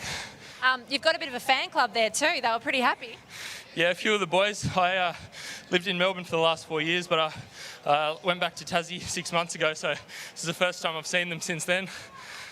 Well, the Tasmanian 4x1 team would be going pretty strong. There's some fast Tasmanian lads at the moment, aren't there? Yeah, it's super encouraging as well, and we've got lots of young boys through the ranks coming up, and seeing guys like Hale, Pybus and myself really competing like this on the national stage, it's really inspiring to keep them in the sport. And last one, you've got a relay later this evening. How was the training at the training camp this week? Yeah, it was really good. We got some nice changes in, and hopefully the boys can run a quick time tonight. Oh, we look forward to it. Well done, Jacob. Great run. Yeah, thank you very much. Let's just, from the start, 10.11. It was a 3.4, fair enough, but it doesn't matter. 10.11. Incredible. We were sitting here watching the interview, and the times have popped up, and our reactions were the same. 10.11. Unbelievable. I would be, if I wasn't running the second leg in that 4x1, I would be talking to the coach and trying to get that back straight, because that I would love to be rolling out. Now, this is our second of our groups here. So in lane 3, it's Ismail Kamara from Sierra Leone. In 4, it's Jacob Pybus from Tasmania. Alex Hartman goes in 5, and Jake Penny in lane 6 down the back straight. I'm sure they'll be hoping for a 3.4 or thereabouts just to really turn those legs over. The long jump just popped up a plus 1.8 for that last attempt, so I'm not sure if they'll get the gust or they'll get a legal run, but again, we'll see a lot of these guys either in the 200 and the 4x1 or just in the 4x1 later on this evening.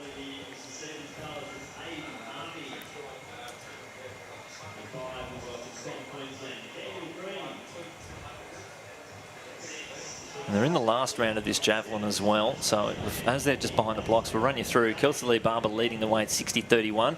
Mackenzie Little 59.95. Third is Alex Roberts 54.43. Mackenzie Miljarek 52.82. And Chrissy Groon will finish off with a 47.11 as her best.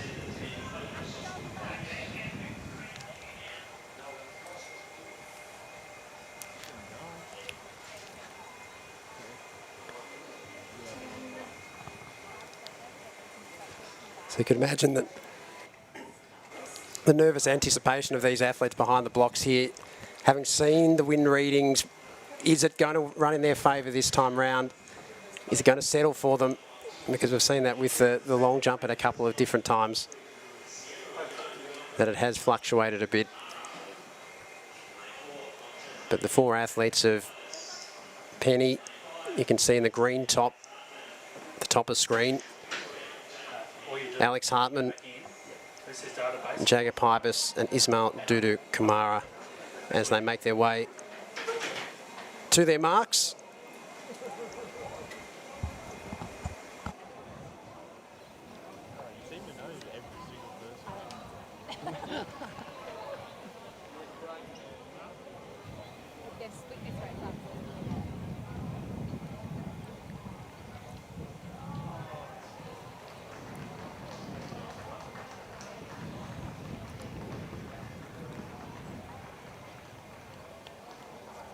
are away. Pretty even. Piper gets a good start there.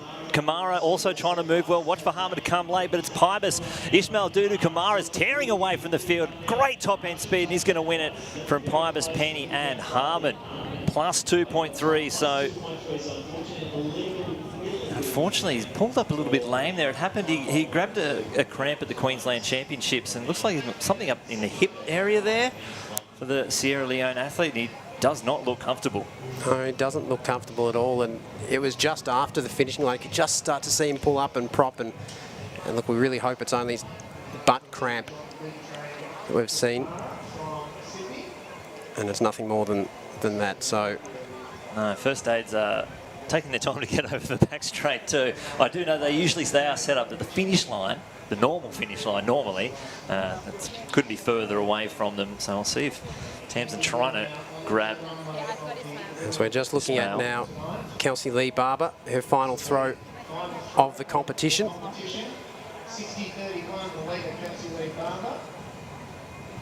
And let's rip right out. Close again on that 60-metre mark. We're just inside 58 metres 68. Here's the measure on that one. So she won't surpass her best throw of the competition. Now, Mackenzie Little, we'll wait and see what that one, but we do have Tamsin with the winner of that race, Ismail Kamara. Ismail's here. Now, Ismail, are you okay after that race? Oh yeah, I'm okay. I was just feeling a little bit tight on my hips before the race, so I just decided to run. But it's nothing serious, just a little bit of tightness. So I'm all good. Okay, so don't scare us, because Queensland Track Classic, we were all watching when you went down, and you've had surgery since then, haven't you? Yeah, I had surgery before in the middle of the season, so you know, the coach I have is a very well-experienced coach and a very good coach. He knows how to get me back into shape. I was not expecting that I'll be competing this season, but he told me, don't worry, mate, you'll be running with a blink of an eye. And I'm here running, so I'm grateful for that. Well, you know, your coach, John Quinn, I spoke to him last week, and he has said great things about you, and he's obviously right, because that was a fabulous run. Thank you so much, Lindsay. Well, well done. Now, you go look after yourself, and hopefully we'll see you at the National Championships. Oh, he's all right. Not even worry about it. I thought he was injured. He's fine. I was concerned. Yeah. But it's just cramp, a bit of tightness. He's just fine, just a bit of tightness. It's okay. Well, that's good news. That's fantastic news. Now, I think that last throw from Mackenzie Little, I may have heard 61-31, so she just out-clutched Kelsey on the last throw. What a time to do it. Indeed. And there we see it, 61-13 for the Olympic finals. Mackenzie Little. And takes the early season W over Kelsey-Lee Barber, the reigning world champion. And I think that is going to be a little battle to watch across the rest of this domestic season as we move towards the national championships. An incredible, very consistent set of throws there for Mackenzie Little, and finishes on top in the competition. I think they'll both take a lot out of that competition for their first one through. An update from that long jump. We saw how gusty the wind was. It was 5 fouls in their fourth round, but Sam Dale just went 6.59. So her worst jump is 6.40 for this competition, and that would be leading the way still. So she's in some pretty good shape. We haven't got the full results for those hundreds yet. We'll wait until they come through it. What I'm seeing here is it looks like they are reversing the 200 metres. Well, there you go. You asked, and they've delivered. So they are compiled together. So 10-11 for Despard as a party, 10-19. We'll go through the first race. 24 for Nikita, Hale 27, and Rule Roberts 31. And in the other race, Kamara 21, Pybus 27, Penny 35, and Hartman 45. So those two races combined there. It just shows you the depth that there is in this men's sprint relay squad. I'm looking to see what they do in this 200 metres with this tailwind. I'm looking at seeing what lines they're using out there down the back straight. So I don't think I've seen a reverse 200 metres at Albert Park before. It's a new one. There's been some interesting 200s here. The Olympic trials in 2012, I don't think the photo finish didn't even capture it. So I don't know if they just made up the times. I'm not sure how it happened. We got some a top 3, but I don't know if it's ever been seen. I've never seen it before. We got there in the end. But we look at this field for this women's 200 metres, Mia Gross, Monique Quirk. Tori Lewis is in incredible form, and if with these conditions and the race reversed, well, watch this space. Her best is 23.18. Alec Connolly, watch this space with these conditions. We saw what she did just a week ago with the 1 and the 4 up at the Sydney Track Classic. Dropped a personal best or close to best time in that 400 after backing up from a 100 just earlier in the program. She basically went straight into the call room. Up the ramp, back into the call room again, come back out, run a 4. And then through the rest of the field, Christy Edwards, Bree Masters, Rosie Elliott, the New Zealander, and Nana Awusi-Afriyie. I'm looking forward to Rosie Elliott testing herself with the Australians here. She was a silver medalist behind Zoe Hobbs in the 100 over at New Zealand Champs. Was a silver medalist in the 200 behind Georgia Hulls, and then won the 400. So we talk about Ella Connolly going across 1, 2 and 4. Rosie Elliott's the New Zealand version. It's a little bit of an Anzac battle here. And I know there's an Instagram page that I follow. I think it's called Kiwis Can't Fly, that had a little battle that's saying that Rosie was the top dog of the 1, 2, 4. So this is the first head-to-head here. We'll see how they go out there. But I think, Rosie's done a windy 23.0, but Ella's gone sub 23 legal a few times. So little trans-Tasman tussle here at Lakeside Stadium, which will be one to watch. I think within the Australians, Connolly is clearly the class and the form in the field, but for the likes of Lewis, Mia Gross is coming back, to have someone there to chase, and for someone like Tori Lewis, 17 years old, just still finding her way, but precocious talent. We've seen many a breakout performance at the Melbourne Track Classic over the years, and I think back to some of the distance races when Alex Rowe went head-to-head with David Radisha down the back straight at Olympic Park and dropped a World Youth qualifier that came from nowhere, and I think it was Jack Lunn over 800 metres a couple of years ago. Again, Melbourne Track Classic came Luke Matthews. Luke Matthews. Yeah. In the days of... a lot of 800s were mentioned. And there might be a little bit of a bias there to the distance, but even across the field events, remember Damon Birkenhead coming through in the field, and some of his breakout shot performances were here when the likes of Dale Stevenson and Tommy Walsh were across here competing. And this is what this meet provides, is the opportunity for the real top end and some of these emerging exciting juniors to go head-to-head and really test themselves with no expectations on the big stage, and you can see what happens. Well, the meet record, 22.54 from Kathy Freeman. You can run a wind-assisted meet record, so it could go. 22.80 is the Oregon qualifier and Birmingham qualifier, so we'll keep a close eye on that one as well. And the World Under-20 qualifier, 24.40, so that's comfortably in the back pocket of a couple of these athletes. Tori Lewis is one of them already this season.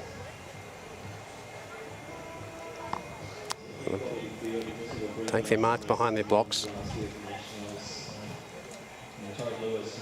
Oh, thankfully that was just a breakout. I thought they were calling him onto their marks as they pulled the javelin across in front of them. Thankfully not. So they're just having a quick little breakout.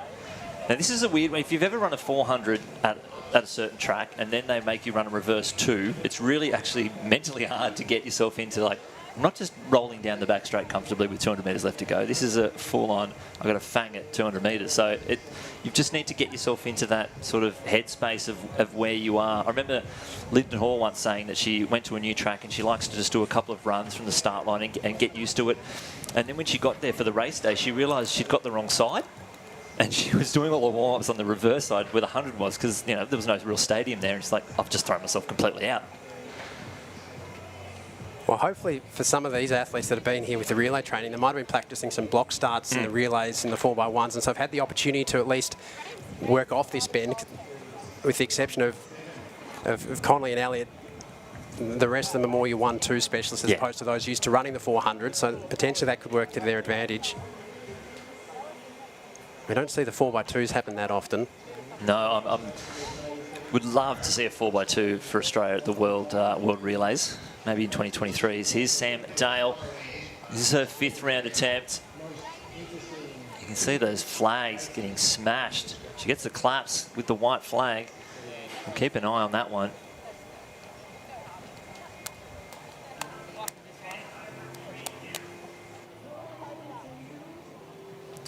So as we wait for that wind reading, we caught up with Sam Dale during the week before this competition.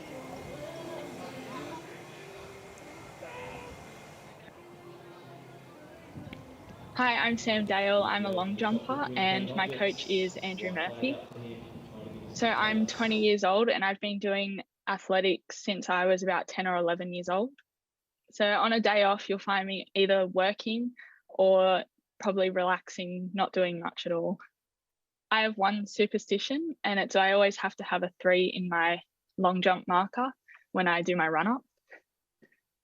So becoming a 670 metre jumper has definitely changed my goals now that Com Games is definitely possible for me. So that 6:36 for her 5th round attempt. Tamisha Clark's improved hers to 6:37, sitting in 2nd place, and Annie Maguire with a 6:20 in 3rd. Back to Brittany Carroll and Chloe Grenard, 6:11 each. Harper in 7th with a 93, and Mia Scary 6th with a 5:98. Shouldn't be too far away from the start of this women's 200 metres. And we just saw before the men's shot put competition, going through their warm-ups, and then we'll get underway shortly, including Damien Birkenhead, the national record holder, 8-time national champion, and one of the other favourites of Australian athletics, Todd Hodgetts, Paralympic gold medalist in 2012, the world para champion 2015. But we'll head back to the 200 metres for women behind their marks.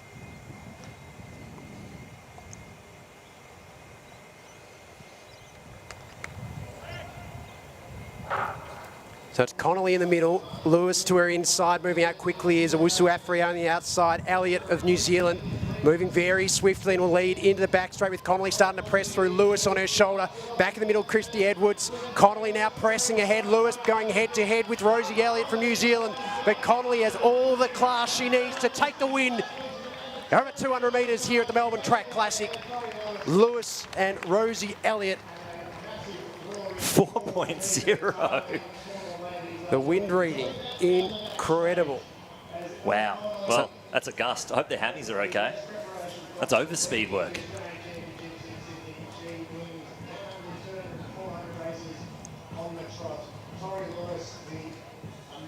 We were somewhat joking when we said maybe that Kathy Freeman meet record could be under threat, but with a 4.0 tailwind behind you down the back straight, anything is possible.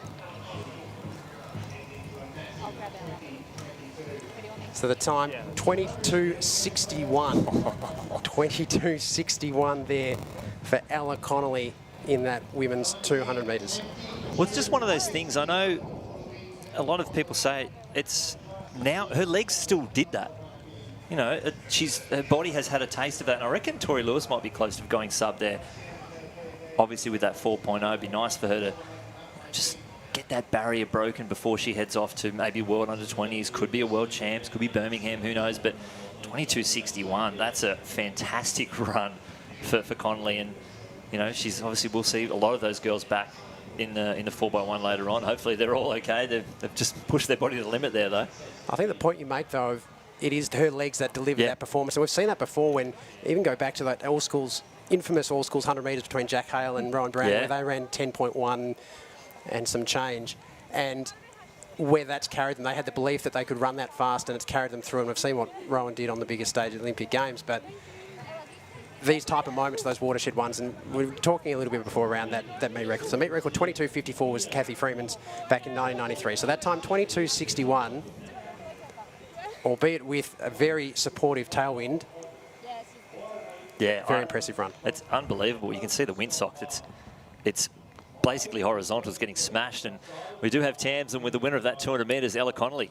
Ella, talk to us about that wind. That tailwind down that back straight was pretty good up the back, wasn't it? Yeah, it certainly helped us out a lot. I wasn't quite sure of the wind, and then I crossed the line and heard it was a 4. I was like, damn it, but that's okay.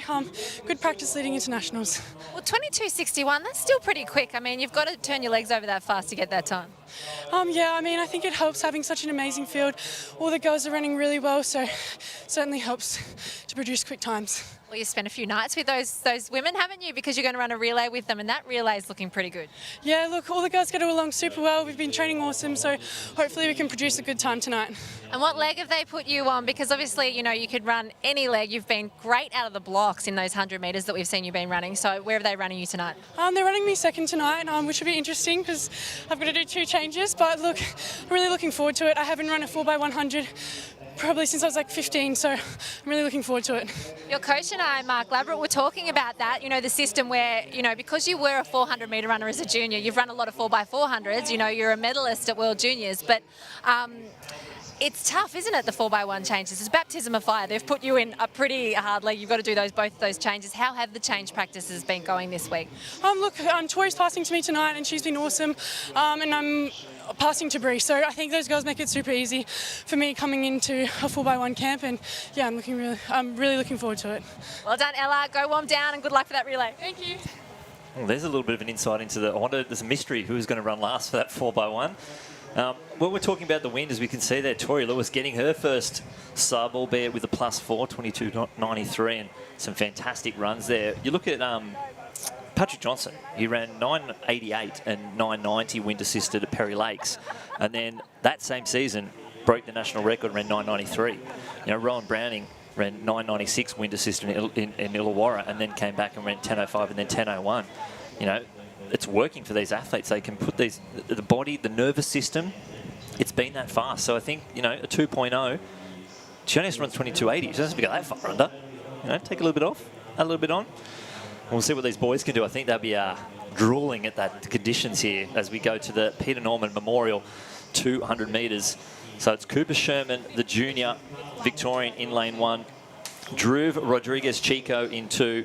Junya Yamashita in 3 from Japan. In 4, it's Jake Doran. 5, Aidan Murphy. In 6, Caleb Law. 7, Alex Hartman. And in 8, Michael Romanen. Hartman, not much of a recovery between the 1 and the 2 here, but I think it's going to be very exciting. We've got 3 juniors in this field. 2 of them are currently 1 and 2 ranked in Australia. Aidan Murphy, who broke Fred Martin's under-20 record not that long ago at the SA Championships, and they're both the Open Championships at their respective states. But the interesting thing is, last time they raced, Caleb Law beat him at Nationals. He's the last person to beat Aidan Murphy. And Aidan, his personal best outside of South Australia is 21.3. So he's run all these awesome performances, but he's kept inside the confines of South Australia. This is the first time they've let him loose. We could see a 4.0 down the back. It could be something very special. Well, it's time to test the preparation and see if he can travel. Well, his coach is Peter Fitzgerald's his coach, and his coach is based out of Melbourne. So, you know, at least there's a little bit of home feeling. But there he is in the centre, Aidan Murphy, Caleb Law, our 2 juniors. And if you watch the Adelaide Invitational, Jake Doran had an absolute blinder of a bend and led that field off. So watch for him to get out well. Junya Yamashita, 20.4 man, who was ran at the Tokyo Olympics. Rodriguez-Chico in lane 2 is the Victorian champion. He was a bronze medalist at the silver medalist at the Australian Championship, so we know he's got some talent as well. So I'm very much looking forward to this one.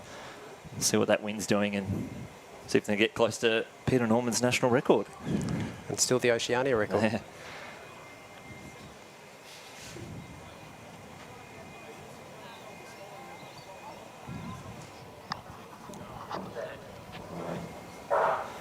So from the inside, it's Sherman, Rodriguez-Chico, Yamashita, Doran getting a good start. Murphy trying to chase down Caleb Law. And Doran, he's got the blinder again. He's going to lead this field into the back straight. Murphy hot on his heels, though. And Murphy now and Law on the outside.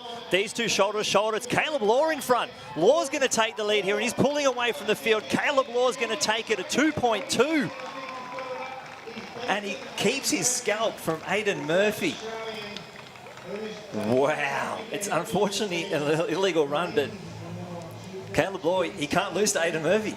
He's got his measure at the moment, and you saw Aidan Murphy enter into the back straight and was at his shoulder, but Law had another gear that he could shift into down the back straight, and the wind, well, it's just over that legal limit of 2.0. It's about 2.2.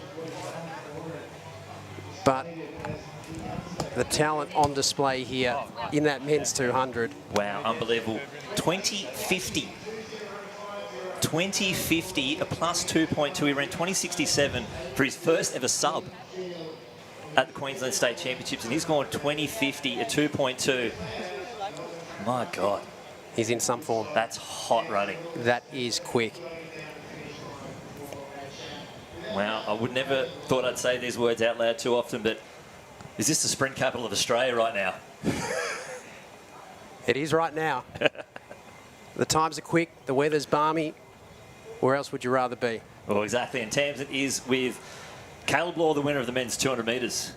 I am. Caleb, what a fabulous run. You know, you smashed through that 21-second barrier at the Queensland Championships and you've just gone and done it against a great field. Must be stoked with that win. Yeah, I'm super happy with that win.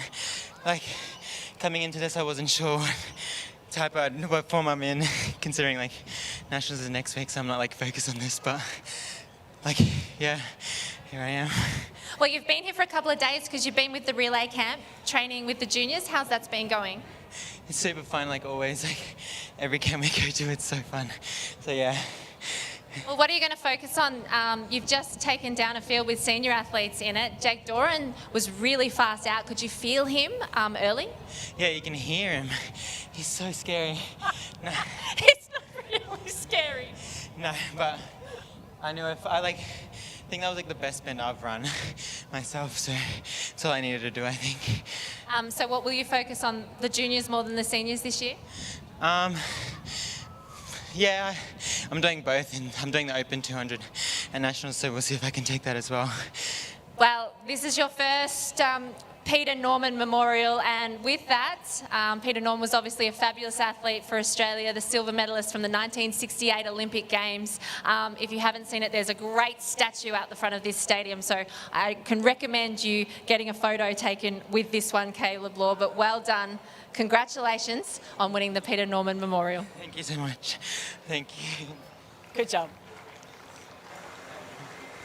That would have been harder for him, that interview, I think. He's not a big showman, old Caleb Law, and I think when we interviewed him at Nationals, that was a more nerve-wracking moment for him getting interviewed afterwards. But, you know, if you run 20.50, they're going to talk to you. And as we see the results on the scoreboard, Aidan Murphy, 20.67. Jake Doran and Alec Hartman both under 21 seconds at 20.84 and 20.90 respectively. Then it's the Japanese sprinter and Yamashita at 21.18. Roman and Rodriguez, Chico and Sherman completing the field. But those top two, as you mentioned, they're still juniors. Yeah. And they're doing, well, if you've seen the entry list, Aidan Murphy's only doing the Open 200 metres, whereas Caleb is doing the under 2100, the under 2200, and then the Open 200 metres. So the fastest 200 metre runner, or two of them, are just, they're not even doing the, it's going to be, it's going to be unbelievable. Well, stick around on the Athletics Australia live stream across this summer of athletics, athletics.com.au, and we're going to bring you all that coverage of the championships in just over a week's time up in Sydney.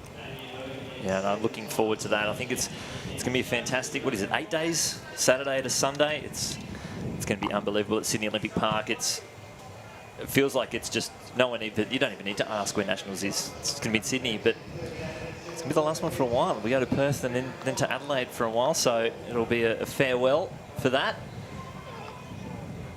As we see our men's jav going through their final warm-ups, and we shouldn't be too far away from the women's 1,500 metres. Hopefully that wind settles down for these distance races, but it's been honestly fantastic. And thank you to everyone who's made it possible to run reverse here as well. Obviously, we don't want to see a -4. I'd love to. That's plenty, especially with the points on offer as it's a Continental Tour bronze meet. It's so much more helpful to have a tailwind. You do lose a little bit of points. You get deducted points for having a tailwind, but it's so much more significant to your overall score. And it shouldn't be understated the work there of the officials and the technical team to be able to turn those races around, and in such prompt time to provide the best conditions possible for the athletes, and the athletes have delivered. So fantastic work across the board. So this is our women's Open 1,500 metres with the field. Let's go through it. Caitlin Adams will be wearing hip number 1, Lucinda Rourke in 2, Sarah Billings in 3, Holly Campbell in 4, Amy Robinson in 5, Natalie Rule in 6, Rebecca Green in 7, Jayla Hancock-Cameron in 8, Melissa Duncan in 9, Nicola Hogg in 10, Amy Bunnage in 11, Abby Caldwell in 12, and the pacemaker Elle Sanford in 13. They're looking to go through the pace. I think 2:10 through 800 metres will be provided by Ellie Sanford. So I've seen a couple of these athletes go head-to-head on this track earlier in this series at the Chemist Warehouse, sat a peg 10 over 1,500 metres. Of course, the victor on that occasion, Claudia Hollingsworth, who isn't in this race, but Melissa Duncan put in a very noteworthy performance and finished runner-up to her in that event too. So no Jayla Hancock-Cameron. That's why my start list looks a bit funny. So those ones on the outside, the hip numbers will be a little bit different.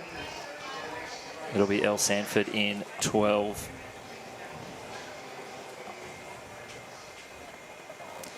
Caldwell will be in 11. Bunnage in 10. Nicola Hogg in 9. Melissa Duncan in 8. So that'll be our new hip numbers for those athletes on the outside.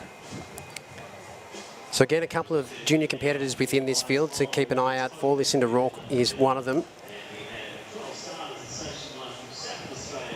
He's the under-18 Australian champion, but is looking to post that junior qualifying time. 4:29 is that mark.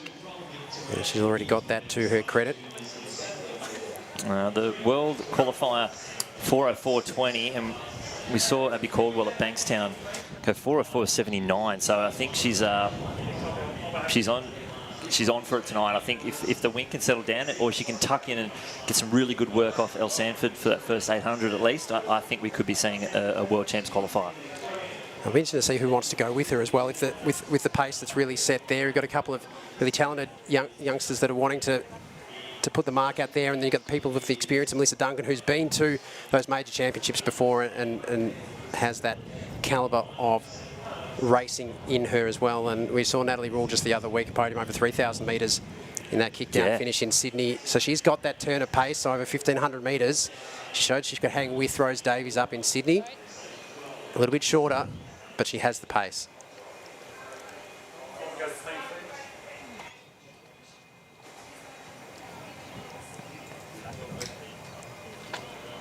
Let's do another quick run through those hip numbers. On the outside, you can see that's Elle Sanford goes straight to the front. She'll be in 12. Abby Caldwell in 11. I'm going reverse numbers here. Bunnage in 10. Nicola Hogg in 9. Melissa Duncan in 8. Rebecca Green in 7. Natalie Rule in 6. Amy Robinson in 5. Holly Campbell in 4. Sarah Billings in 3. Lucinda Rourke in 2. And Caitlin Adams in 1. So that's Elle Sanford there. 2:10 through 800 metres is what's been asked of her. And then it is Caldwell, Billings, and Duncan, and then Bunnage. So that's your first four, and they're stringing out at the moment, that front group. See just how far. Looks like Rule just behind Nicola Hogg there, and then Campbell.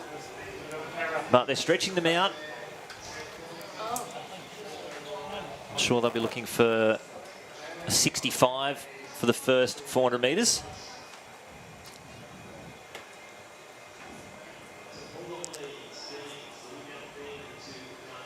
Sanford doing her part down the back straight, setting the tempo. Caldwell and Billings, and the gap is starting to open up there to the rest of the pack, led by Melissa Duncan. Up on her shoulder, that's Natalie Rule now coming through, and not let this lead group get away too far. Nicola Hogg, the junior, already a world under-20 qualifier to her credit this season, with the personal best around that 4:18. But Sanford, Caldwell, Billings, now it's Rule starting to bridge the gap. Onto the shoulder is Duncan. And they'll enter the home straight. Still Sanford, the pacemaker, leading the way. Caldwell looking comfortable. Billings and Rule now. Then it's Campbell, Duncan, and Bunnage, the junior. So we'll see if they can keep on pace for this first 800 metres. They were very good, right on it for that first lap. 2:10 is what they're asking for. That'll be close. 4:04.20 is the World Championships qualifier. And 2:13, so just a tick off the pace there. As Sanford, I think she might have seen the clock, and she is moving that pace up a little bit. The meet record from Tony Hodgkinson, New Zealand, 4:06.23. Could be under threat tonight as well. She takes them a little bit further. But it's still Caldwell and Billings, then Rule and Campbell, and the gap back to Nicola Hogg, and then Rebecca Green trying to move around the outside of Bunnage. And Sanford's taking them a long way. Looks like she's taking them over a K here, and maybe even a little bit further. She moves out onto the outside to let the girls go for their last lap. But it's still Caldwell. Billings hot on her heels, and then Rule and a gap back to Holly Campbell. But they're going to get the bell here. 1 lap to go for our 1,500 metres. She's gone a full 1,200 there, or 1,100. So this group out in front of 3. Caldwell, Billings and Rule pulling away from Campbell and Green and Hogg. They're going to have 300 metres left to go. No one's making a big move now. They're still going stride for stride. They're going to have to start making it move now with 250 left to go. Looks like they're moving out a little bit wide. Rule, this is where she made the move on Rose Davies at the 3,000 metre champs last week in New South Wales, but nothing major's changed. Caldwell still holding strong with 200 metres left to go. Billings now makes the move. She steps out wide. Can she cover the speed? It's hard to pass on the bend. Caldwell still looking controlled there, the youngster. They're going to come out into the home straight. It's going to be a big sprint finish here. The clock, 3:50. It's Caldwell, Billings on the outside, and then Rule. 80 metres left to go here in the 1,500 metres at the Melbourne Track Classic. Rule's going to have to go up the inside. She's got a little bit extra speed, but she hasn't got any space here. Caldwell's trying to fight hard as she can, and they're going to run out of real estate. Caldwell's going to take it 4:09.09. I think Rule, unfortunately, if she was on the outside, she might have taken the win, but she just got trapped behind Caldwell. She had all the momentum down the home straight, just like we saw in Sydney just on a week ago. But Caldwell put it out there. She was the one that went with the pace early and went to the front and was able to run off the front and take the victory. So impressive running there from Caldwell. And Rule and Billings, it's great to see both those athletes running so strongly. And they did a number on the rest of the field. Really opened up a strong gap over Holly Campbell, Rebecca Green, who are back in 4th and 5th. So that women's 1,500 metres, a class victory, just outside that World Championship qualifying time, but you get a sense that time will come for her. Oh, definitely.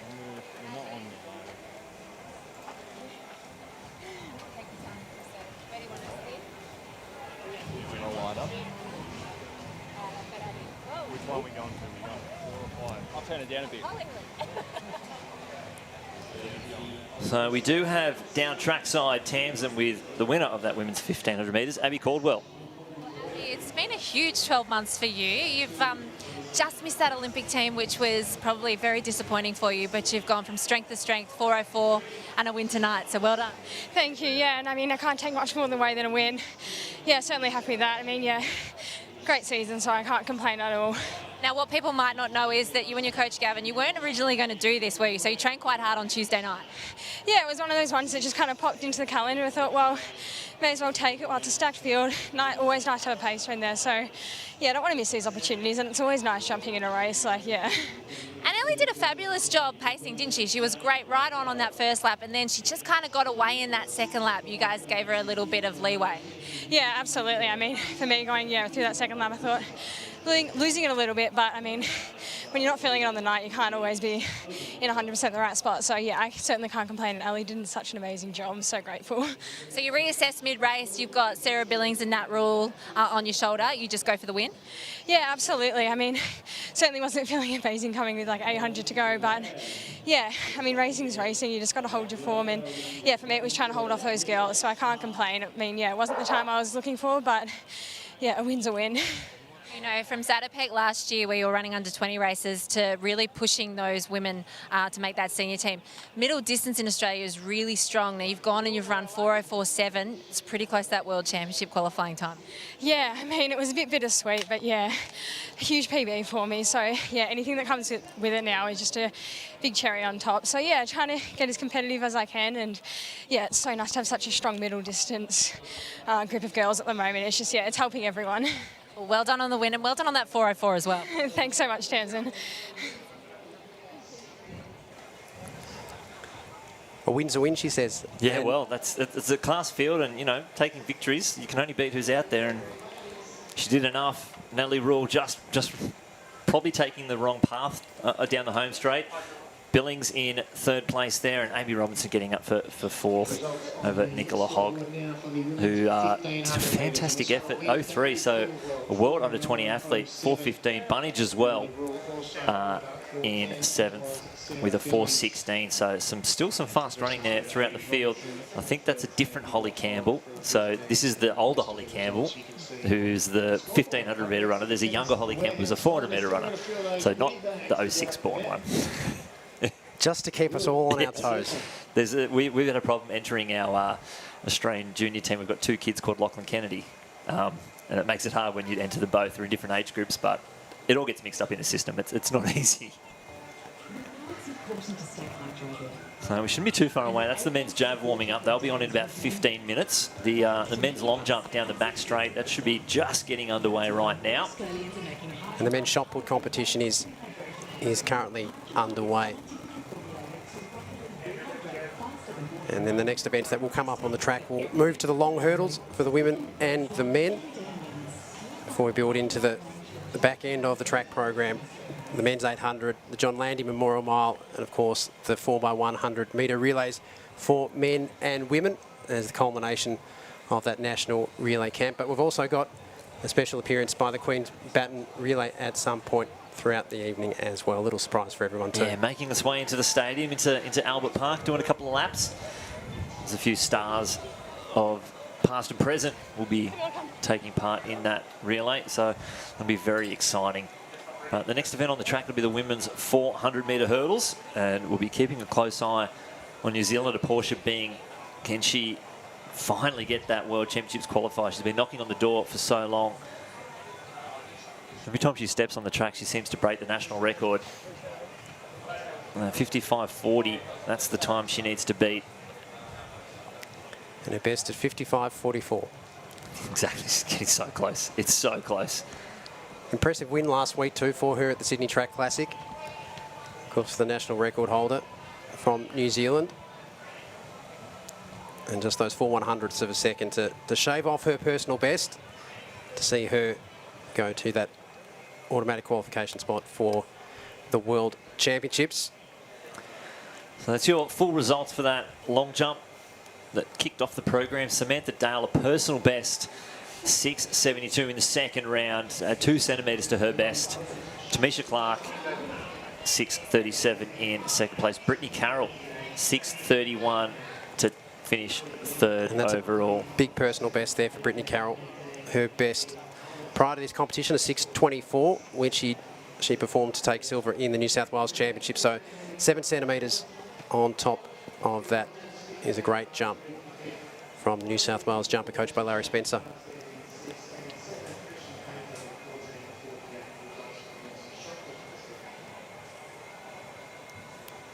So we can see the women go through the final stage of their warm-up for this 400 metres. The long hurdles. So the field includes the Japanese athlete Akiko Ito, the former national champion of Japan. Sienna Farrell, the under-17 Victorian champion. Isabella Guthrie, Portia Bing, who we talked about before, the New Zealand record holder, looking to go sub 55.40 for that World Championship qualifying time. Genevieve Cowie, Brodie Marte, Paige Elvey and Marley Wilkinson complete the field in this 400 metres hurdles for women. So Portia Bing would be the favourite class athlete of this field, but that next tier of athlete, Ito, Guthrie, the junior, World Championships, under 20 championship qualifying standard, 61 seconds. She's already got that a couple of times this year, her personal best at 58.42. As Akiko Ito is introduced to the stadium here at Lakeside in Albert Park here in Melbourne. George Cowie, probably the favourite of the Australian contingent within this field. The New South Wales athlete, she was silver medalist at last year's Nationals. Yeah, it'll be a good battle between Guthrie and Cowie, either side of Portia. Both sort of sitting in at the moment around that 58-second mark, but I'm not sure if anyone can push Portia at the moment. She's just in another league, and unfortunately with Sarah Carley just a little bit injured at the moment, we're not seeing those head-to-heads. Hopefully Sarah will be okay by Nationals. Otherwise, Portia's just going to win them all. She will. And she's just been improving with every run, and it'll be interesting to see. We hope the conditions look starting to settle and calm. You look at the bow flags next to the Chemist Warehouse marquee around. Moving on to the back straight, they've just started to settle. The treetops have started to steady.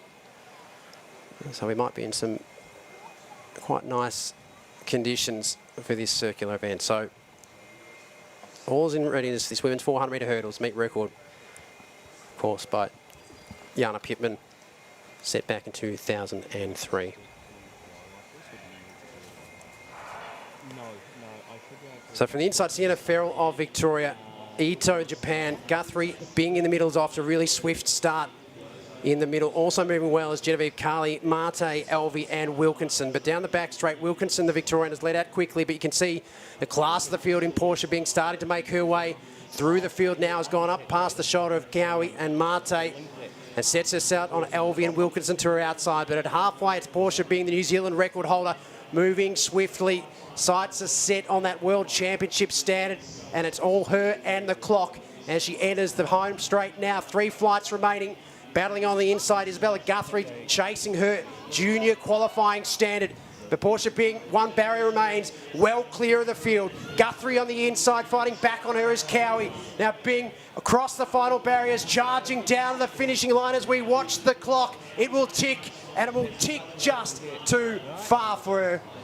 Isabella Guthrie will sneak into second place, and we'll watch the clock to see if that's another junior qualifier for her. But 55.81, agonisingly close again. She's been peppering that mark. 55.76 is the official time now, but another class performance from the New Zealand record holder. It's one of those events, it's just hard to, it's a time trial almost every time. Once she's through the first 200 metres of the race, she's just that next level above, that there is no one there to test her. And she did get a little bit wobbly, I think, towards that last flight, but it's got to be tough to, you really are fully reliant on what you can bring each week, and the consistency's there. Even this wind, the wind gauge just says a -0.9, so it's definitely settled down a lot since those 200 metres. I'm sure they prefer to run right now, but look at this. She's just already over the 6th flight and will not see another athlete for the rest of the race. Indeed, and you can see that battle in the minor placings in Guthrie and Cowie in 2nd and 3rd and coming up on their inside too. But well clear there was Portia Bing, and I think we're going to hear from her very shortly as we see the replay. She's crossed the finishing line, well clear of the field. Guthrie into 2nd place. So we do have Tamsin down trackside with the winner of the women's 400 hurdles, Portia Bing. Talk about being consistent, Portia. Another 55-second run. I know you're after that World Championship qualifier, but 55 seconds in conditions like this, pretty good. Yeah, definitely.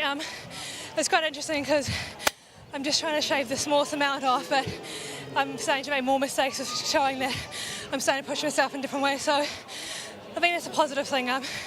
So many different learnings every race I'm doing now as I try to do different things. So yeah. It's funny, the 400 hurdles must be so frustrating because you'd want to grab a piece of one race and another one from another race. Like in Sydney, you really struggled over the first, you started into it, whereas you had a really smooth run early. You were 14 strides in between to 6, and then you cut it down to the 15s, but you finished strongly in Sydney, whereas a little bit messy in this one coming home. Yeah, definitely. I think one of the big things today was the wind was a bit up, and I looked ahead instead of being like, okay, cool, keep hurdling tidy. Kind of like a mistake I was making early season, which is frustrating, but again, when you're looking for the smallest amount of time, you just got to keep trying different things and see what happens. But we're being really picky because if we think about it, your journey in this event, it's been pretty amazing, and you're very, very close to that World Champs qualifier. But not only that, being a world-class 400-metre hurdler, you drop a race like that overseas, you're still going to be quite competitive. Yeah, definitely. I think that's something that's quite hard to keep in mind when you're so isolated down under, because I'm back running quicker than I was at World Champs when I got DQ'd, and to think that got me through to theoretically got me through to a semi is pretty amazing. But again, it's just trying to now work on those small improvements, and I think once I make them, the jump will be quite big again. So yeah, not too bad. 100% agree with that. Now, will we see you at our national championships? I have to go back to the drawing board, have a look how I'm ranked and see how things go. It's been a hectic season for me because with the borders being closed, we ran a whole New Zealand domestic season, and I've jumped straight over here. So I think today that was a big thing, just starting to show signs of fatigue. So I'll go home for a bit, rest up, and we'll see what happens. Well, fatigue at 55.8, still pretty impressive. Well done, Portia. Great run. Thank you. Well, that's the thing. So, you know, it's such a big point score event for Australia, but it means nothing for a New Zealander. Apart from, you know, 2 good races, there's no points on offer. So, you know, it's 2 weeks basically from now until the 400-metre hurdles are on. Why not go home? Why not have just, you know, recharge, see what you can do over the next few weeks, and hopefully come out. And some great running there for Guthrie, 58.08. It's got to be a new personal best for her, getting close to that sub 58 second mark, and Jen Cowie getting close to it as well for one of her best performances of the season. So 58.42 down to 58.08, so another 0.4 of a second shaved off there for Isabella Guthrie. Another World Junior qualifying standard for her, and her sensational season continues. So we see the field of the men's javelin throw. They've just been introduced to the stadium here at Lakeside in Albert Park, and they'll get underway in their competition shortly. Ollie Blackburn, the Victorian champion, Hamish Peacock, of course, the Commonwealth Games silver medalist from the Gold Coast, Howard McDonald, Saxon Ward, Will White, coming off a bronze medal at the Queensland Championships, Neil Jantz, Liam O'Brien, Cam McIntyre, and Mikhail Burian, the Paralympic silver medal winner from Tokyo in the F64 class. So we'll keep our eyes on the infield throughout the remainder of this Melbourne Track Classic, as that men's javelin competition is about to get underway. But about to get underway also on the track is the men's 400-metre hurdles. So 8 starters in this event. Just looking up, unless there's a tent in the way, we might be missing lane 3, but we'll go through our start list. Blake Dobay in 1, Kyle Bennett in 2, Harvey Morant 3, Connor Fry in 4, Mark Focus in 5, Luke Major 6, Hugo Hanak in 7, and Michael Chochos in 8. Now, could we see Harvey Morant out there? I don't believe we can. No, unless he's doing a very good job of hiding behind that tent right there. I don't believe he'll be in there. We've got their 2 junior athletes, Kyle Bennett and Hugo Hanak, 53.20. That's the qualifying mark they'll be looking to achieve. And Connor Fry has really been stepping up this season. Went sub 51 for the first time with the 50.83, and he's gone sub 47 over the 400. So he's really performing on both sides. We'll see what he can do here tonight. It's a home race for Fry.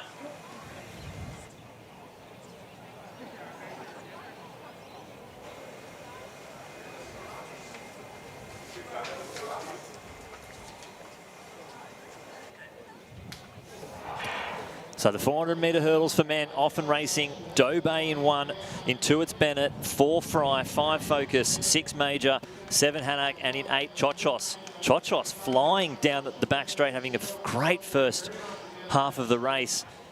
Focus probably getting a little bit away from Fry, who's just behind him on the outside, and Luke Major as well. We'll see who rises first. Looks like it's Major on the outside, having the best of the first half of this race.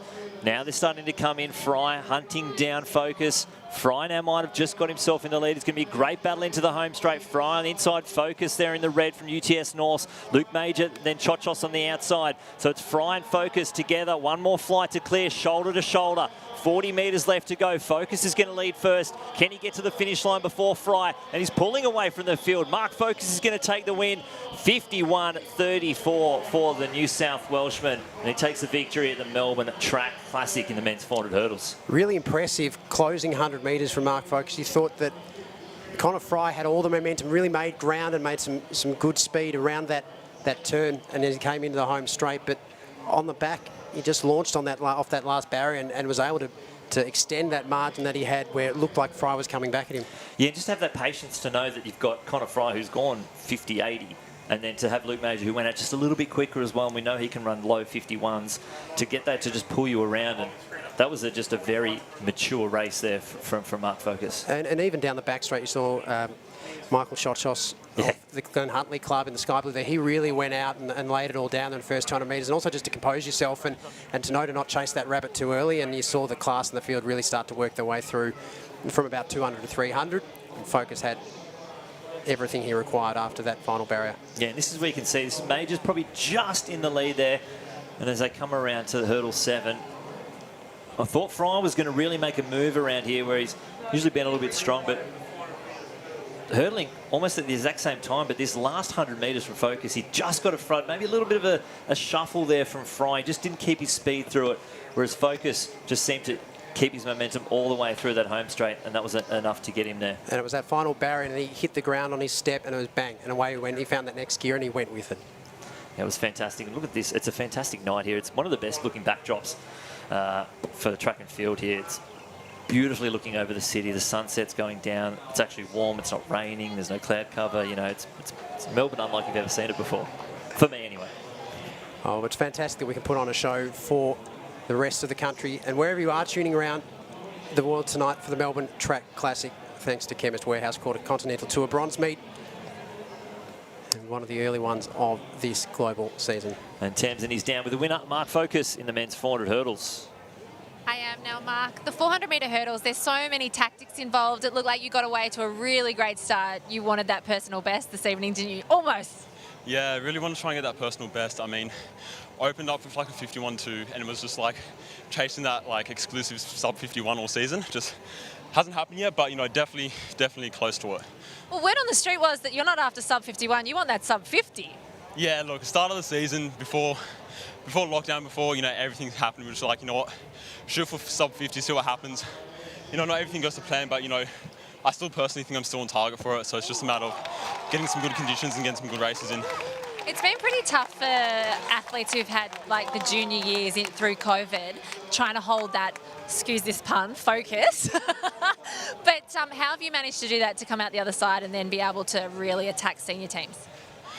Just really trying to focus on the big picture. It's really kind of hard as a junior because it's like you've always got, like, you know, all schools nationals and junior nationals, so it's really kind of taking a different approach and just looking at the big picture. And for me, that was trying to make, you know, Commonwealth Games or like World University Games. So just looking at that big picture and then focusing on the big picture was more so my aim, which I felt kind of helped me through progressing from the juniors through to the seniors. Well done on tonight, and I'm looking forward to the national championships because some of the athletes are stepping up at this event. It's going to be a cracking race. Yeah, thank you. It's going to be great. I'm looking forward to it. And that PB will come. Well done. Yeah, thank you. Well, while Mark was having a chat to Tamsin, we'll give you an update on that men's long jump. You just saw Chris Matrevsky. I don't know if you could hear the oohs and ahs from the crowd over the back straight. We had to quickly rustle around to see what the World Championship qualifier was. It is 8:22, and Matrevsky's first attempt, 8:22, unfortunately, with a plus 2.5. So, look, he's got one out there. First attempt, he's smashing the competition, but look, this could be the night for it. He had good speed on the runway, hit the board well. The wind reading just went against him, and when you look at the series of wind readings, it's proceeding in 1.6, 0.5, 1.3. So the wind is going to work to his favour at some point in this competition, but what a great way to settle the nerves. First jump, sets the standard, straight to the front of the competition. Now he can push forward from there. He really just banged one out. That's a fantastic jump for Matrevsky. Second place, Zane Branko, his first round, 7.75 with a 1.6. Blake Shaw, the Victorian, with a wind-assisted 7.74, and Amiru Chandrasena, 7.59. As we see our men's javelin throw getting their first few rows, and Liam O'Brien, his first attempt, gets the white flag. So an 81-metre thrower at his best, getting out towards that 75-metre mark where the officials are. So as we see our junior athletes set up their blocks, we're going to throw to a quick break and be back with plenty more action here at the Melbourne Track Classic. We know it's important to stay hydrated and that 8 glasses of water per day is recommended. Though for many of us, that's easier said than done. That's why more Australians are making Hydrolite part of their daily rehydration routine. Hydrolite is scientifically formulated to rapidly rehydrate faster than water alone, with products suitable for every member of the family, so you can embrace life's everyday moments. You'll find the Hydrolite range for a great price every day at Chemist Warehouse. So Cameron McIntyre to finish off round 1 of this men's javelin. That throw from O'Brien was 75.31. And he'll lead this field after we see this measurement for McIntyre. That could be a little bit further. It's very deceptive which angle our camera's on to see where that is from the 80 metres. We'll keep an eye on that one.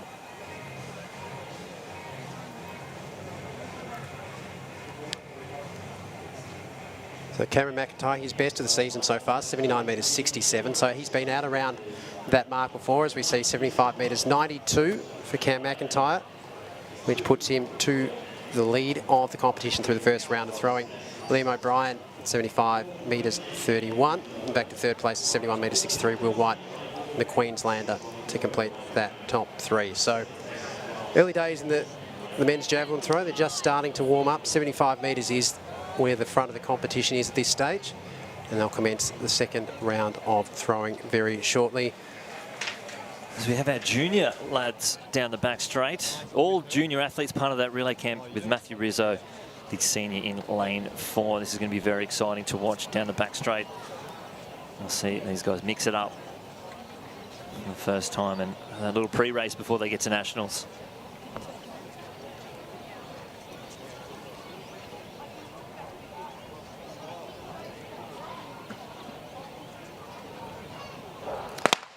Oh, and I think that might be the athlete in lane 3, Sebastian Sultana. We saw a little tumble there from Connor Bond. UTS North as well. We'll call them back. We'll see what kind of card they pull out for this one.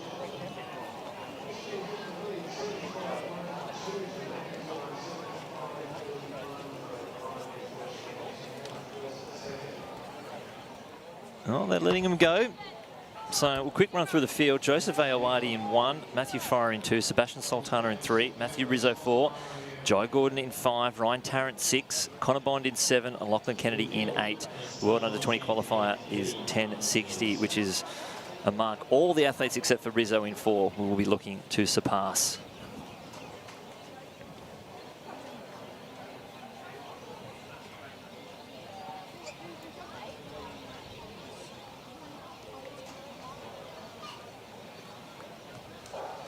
So Sultana gets a flyer again, but Jai Gordon from Queensland getting out strong. Tarrant trying to close the gap. Bond on the outside, but it's going to be Jai Gordon from Toowoomba Grammar School. Takes the win. The win plus 1.8. It's legal. And Jai Gordon, he comes in with a very handy 10.42. He actually beat Caleb Law at the Queensland Championships in the 100 metres. And we saw what Caleb Law did earlier. We'll wait and see what that time was. It's so powerful over the back half of that 100 metres. He moved forward with the field and then surged clear at the end. So the legal win, as we eagerly anticipate this time. Well, 10.34. Quick. Very quick. Very, very, very quick. If you go to the all-time list for junior athletes, 10.34. Unfortunately, not a Queensland record for under-20s because it's also the Australian record that Jake Doran when he ran 10.15. So, unfortunately, I think it doesn't even put him in top 2 because obviously Trey Williams is there as well, who used to have the old Australian record. But that is an unbelievable effort. 10.34, that's the fastest junior right now. Aidan Murphy's 10.35 earlier this year. Surpasses that, 10.34. He is definitely a 100-metre specialist. He still tries to figure out, how do I run a bend? But he doesn't need to. You're in a 10.34, keep me in a straight line. Well, you add that to the likes of Lauren Murphy, and we've got a 4x1 team that you're going to take to the World Under-20s. That'll be something to look forward to. Oh, I would have loved to have seen what he could have done with the Opens. That's an unbelievable effort. 10.34. And now we're going to see, if the under-20 team later on this evening does have Gordon, Law and Murphy in it, they might touch up the Opens. It's going to be a race. When you start to peg those names together, those times together, and you've seen what Murphy and Law have been doing in the open ranks over 200 metres, you add that performance just then, yeah, it's going to be on. Oh, I can't wait. It's the sprint capital of Australia. I'm going to say it again. This is season's best, personal best. It's all happening here. It's the Mecca of distance running, and it's the sprinting capital. There we go. It's got everything. So Oscar Myers, who you might notice him as a high jumper generally, but He's been testing it out. He's shown his speed a little bit recently, running 10.60, which has probably made him the fastest high jumper in history. But he's thrown himself into the long jump, and at the Queensland Championships, jumped 7.84. Unfortunately, lost on a count back to Zane Branco, who we'll see next up.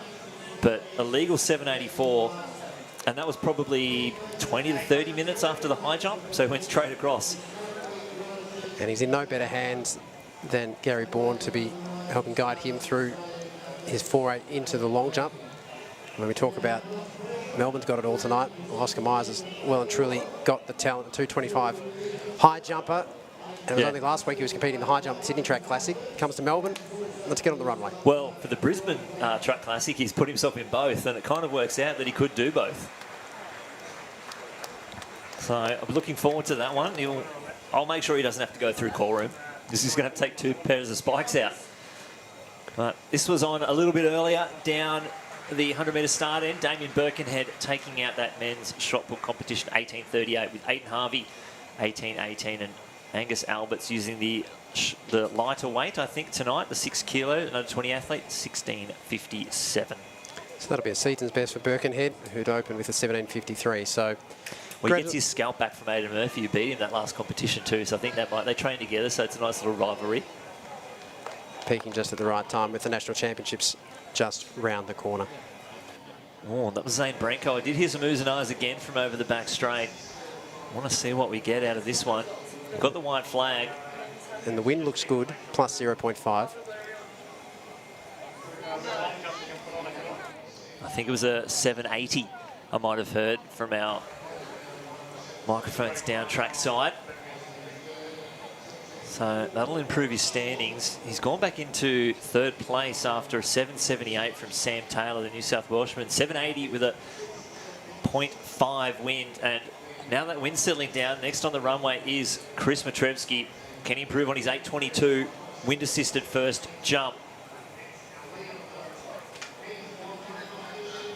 So Tamsin is over at the long jump, so I'd love to know what the conditions are like over on the back straight, Tamsin.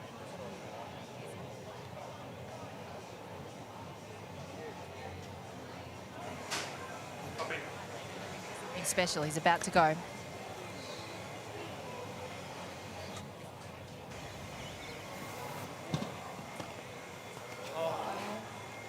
Oh, not to be on that one, unfortunately, but Tamsin, what are the conditions like over there? What's the atmosphere like with the athletes, the fans so close to the long jump pit?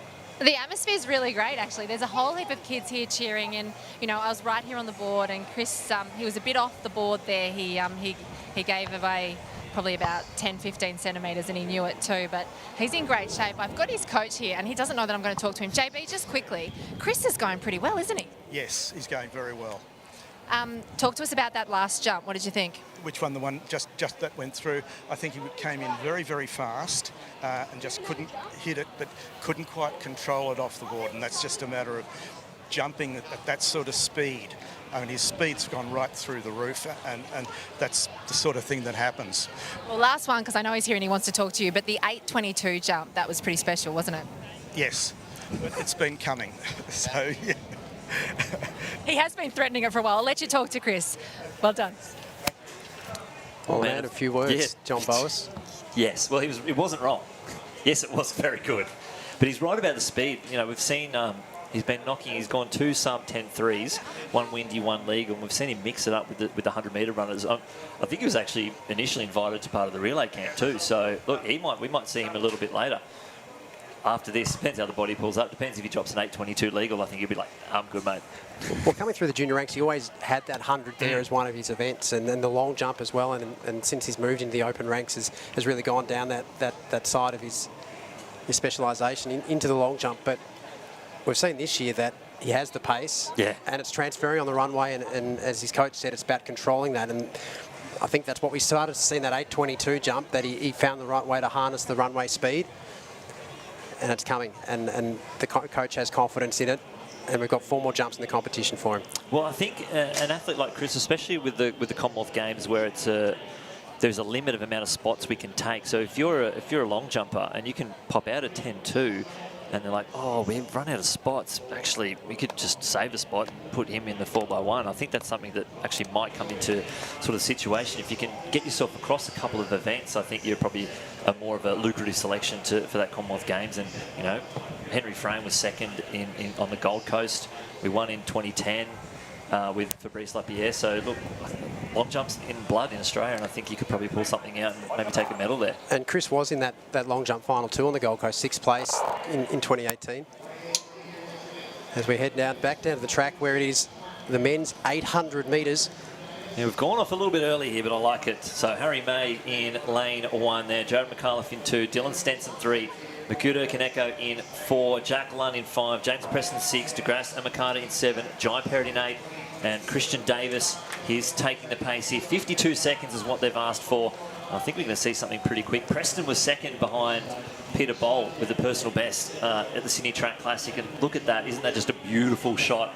That's a new, that's your laptop home screen, I think, right there, especially if you're one of those athletes.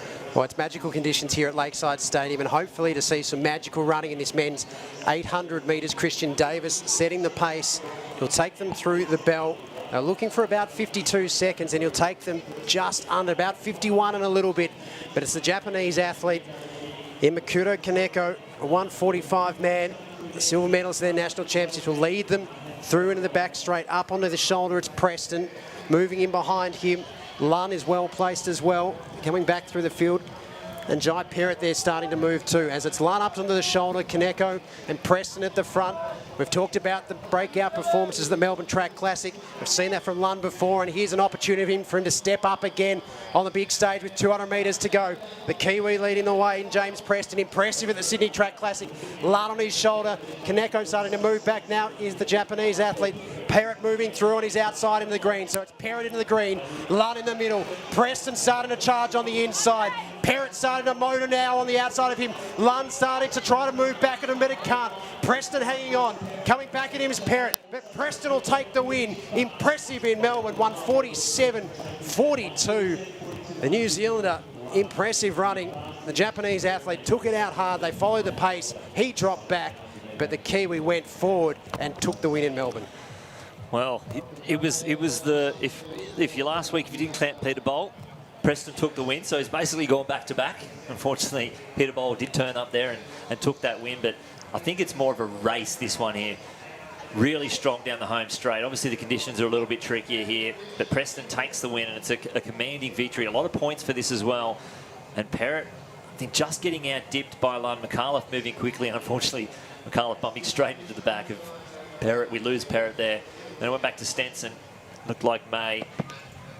And then, unfortunately, I think Kaneko just getting a little bit heavy in the legs, but it seems as though when Christian Davis stepped off, they did seem to just slow down a little bit, and I think everything just compressed, and they were on. They looked like they were on for something quick, and I think just down that back straight, everything just slowed back down.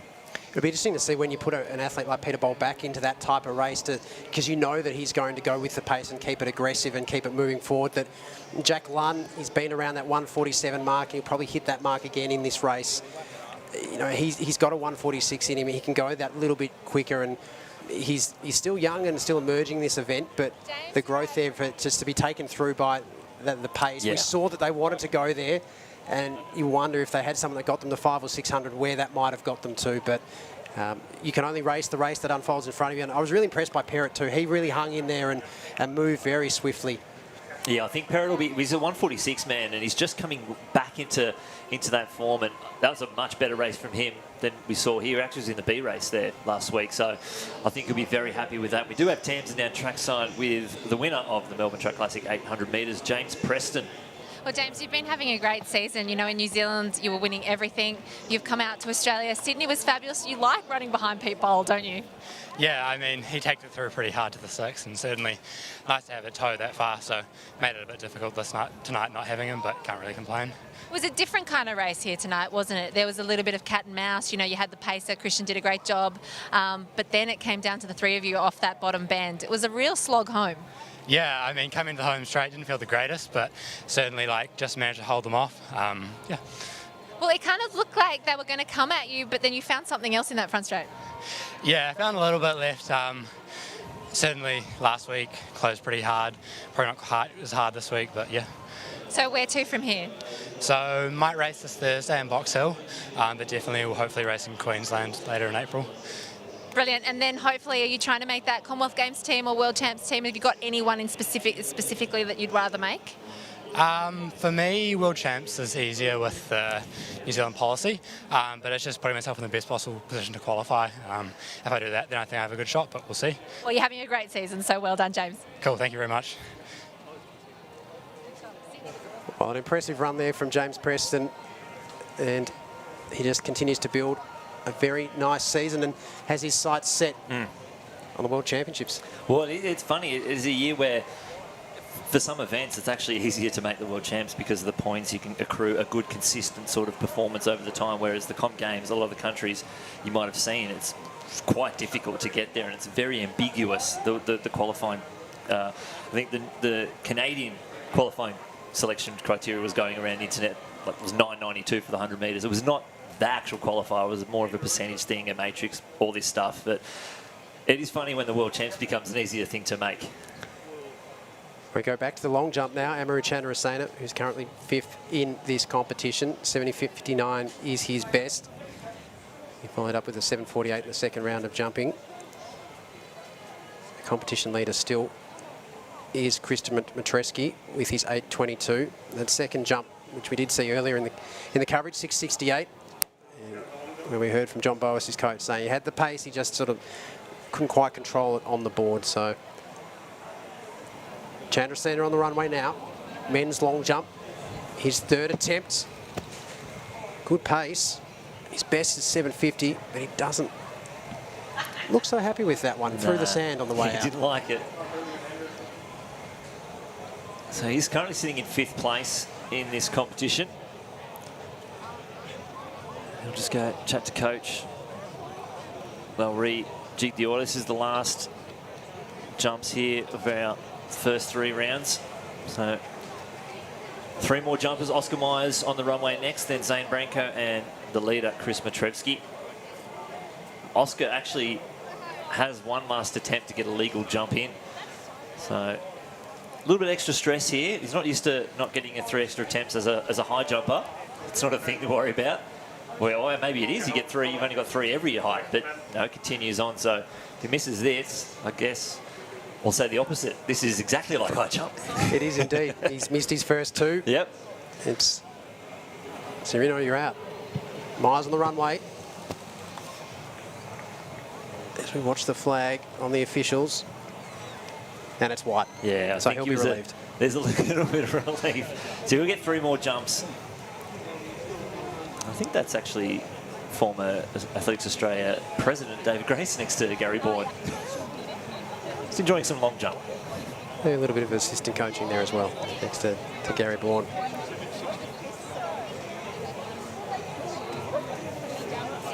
So the next jumper up in the order will be Zane Branco, the Queenslander. His best in the competition, 7.80 metres, and we were talking before, it was Myers and Branco in a count back at the Queensland Championships, both jumped 7.84.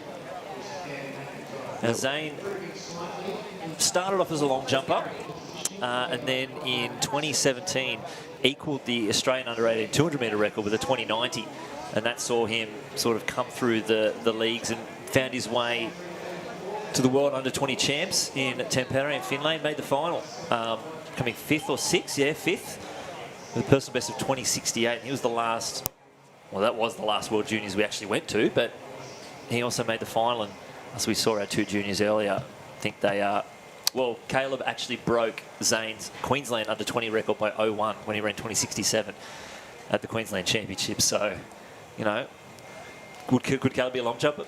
I don't think so. He has actually come out and done a couple of long jumps. He's not out there in the 7.80s just right now, unfortunately. But it's an interesting little double, the old long jump, 200 metres. I know Matrevsky's got a pretty handy long 200-metre PB. He does indeed. And again, that was a suite of events that you'd see him tackle at the state championships as a junior, do the 1-2 long, and usually back up for a club relay, or if it was the nationals, it would be one of the national or the state team relays as well. As we have a look at the men's javelin after 3 rounds, Cam McIntyre leads 7.55.92. ahead of Liam O'Brien. As we now go to Christopher Krewski on the runway. 8.22 his best, wind assisted. Conditions have somewhat settled. So what you might be noticing, Barobi. That's right, the Queen's Baton Relay will be making its way in to Albert Park very, very shortly. As Matrevsky goes down the back straight, we'll keep you abreast of what he's doing. He's got a big one out there. I can hear some oohs and ahs and some claps in my headset. And it's a white flag too, so it's clear. The wind is only 0.2. Next time I volunteer.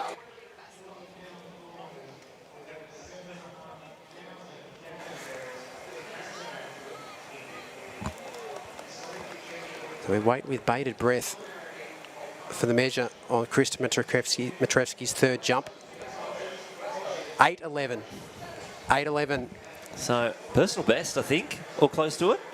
It is a personal best. 8.05 was his best. He peppered it a couple of times. He's just been living in that 8.0 period, but 8.11, he is in some fine, fine form. And again, like we said, it is a Continental Tour bronze meet, so there'll be plenty of points there as we throw down to Tamsin Manu with our Queen's Baton Relay. I am, and I've got athletic royalty here in families. Like, I've got the Hooker family. Now, you guys are going to carry the baton together. Is that right? Erica first? I understand we are. I'm told I'm the rose between the thorns and I'm carrying it. So, we nominated Ricky as our baton carrier. She'll do the heavy lifting for us today and we'll just be supporting, I think. I love it. Is that true? Oh, always. Well, she's always in charge. Well, you did the main event in terms of Commonwealth Games. Yep. Real event.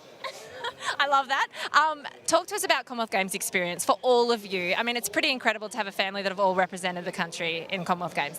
Well, this is my best prize from the Commonwealth Games.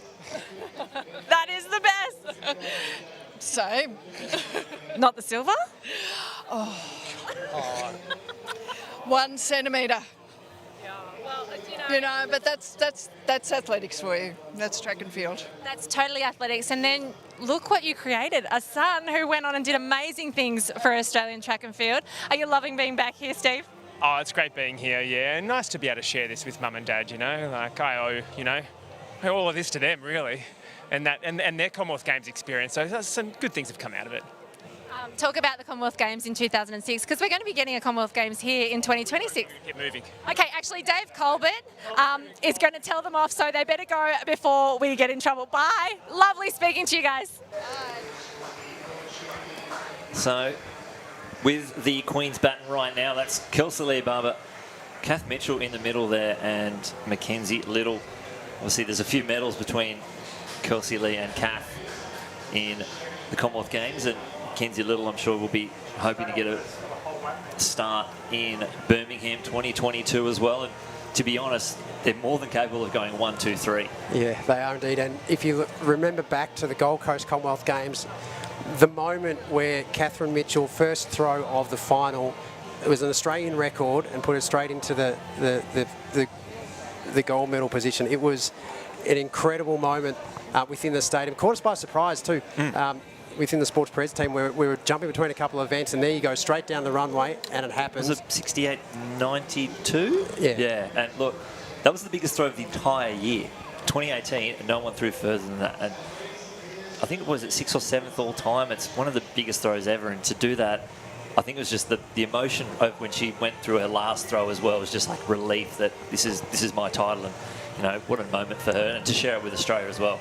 Indeed, and because she'd come through that generation of throwers with Kim Mickle, and it was such a great battle. The Nationals every year was World Championship final class when you had the likes of Mickle and Mitchell, and then you had Kelsey-Lee starting to come through the ranks at the same time too. And that was Catherine Mitchell's moment. She'd been yearning for that opportunity. She'd been to Olympic finals and had been on podiums before, but that goal was her, and it was again one of those magical moments that a home Commonwealth Games can bring, just like we saw across many of the events, the 13 gold that the Australians won in the stadium there at Com Games, and Curtis Marshall in the pole vault, and Brandon Stark in the high jump, and Nicola McDermott for her first time up onto a podium at a major championships, and we've seen what she's gone on to do. And the Commonwealth Games held such a special moment and place in the hearts of Australians, and the opportunity to bring a Commonwealth Games back to Melbourne in 4 years' time will be something to behold. Well, on the way here, I was talking to Tamsin how me and Mum went to, we've got a place right near Jollymont and went every single day to 2006, had some fantastic tickets. As you see the hookers there, it's their turn with the baton. They'll be rolling down the back straight. Little photo shoot every single time. Obviously, a little bit of traffic congestion with the javelin runway. I'm sure Kelsey, Kath and Mackenzie are like, oh, look, Jav guys, the Jav goes first before the Queen's baton. We'll get that out of the way. This is a fantastic opportunity for something like this to be incorporated and to time so well with the Melbourne Track Classic as well. It really connects what this event is pointing towards in the middle of the year is these performances tonight. They're all leading them to a place to put a qualifier down, to give them the opportunity to do as so many of these have done and get the chance to not only start on the start line, but to stand on a podium at a Commonwealth Games, wear their country's colours.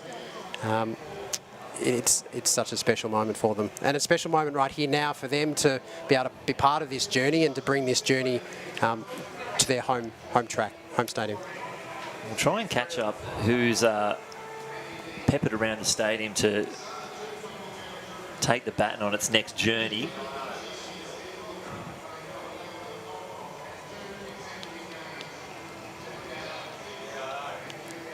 We'll keep an eye on those field events as well that are still going on. So the next event on the track will be the John Landy Memorial Mile, which is due to go at 8:12. And I think will be a fantastic opportunity for some quick races. And hopefully this is a bit of an inspiration for those athletes that are competing currently to be like, that is what I'm after. I'm going to try and follow that all the way to Birmingham. And such a special moment when you get to see it's Steve and his parents who they did such incredible things on the world stage, and to share this moment as a family, and this will be another one that you add there in your athlete career memory book, in the scrapbook, that they won't forget. Peter Larkins, steeplechaser, takes the baton. Better known these days for his work in the sports medical fraternity. I believe it would have been about the 1970s, 1980s, Peter Larkins in the steeple. So he'll be the next to take the Queen's baton on its journey around Lakeside Stadium.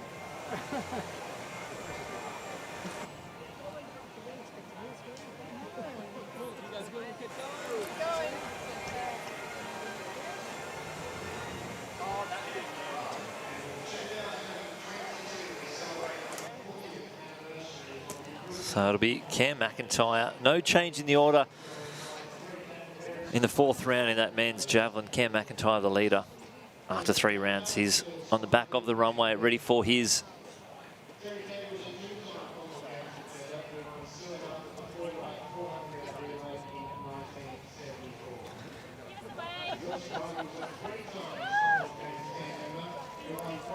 keep an eye on McIntyre. Holders here, Peter Larkins, who's the 1982 steeplechaser and very famous doctor here now, boundary rider in Melbourne on the AFL football matches, and Terry Cater, 800 metre runner, and she's won a 4x400 medal as well. And I'm loving seeing Phil Spivey out there, the hammer thrower. There's Phil. How are you, Phil? You enjoying this? Very good, thanks. Now, Phil, Commonwealth Games, you beat your coach Gus Puopolo, and I'm sure he's listening to this stream. Around somewhere, yeah, I did beat him, yeah, but he was there by my side the whole time, and he gave me encouragement in '82, so it was good. And he obviously coached me through to '86 as well for my bronze. Brilliant. And how important is things like this, bringing the Queen's Baton relay to the track and back to the athletes and the public?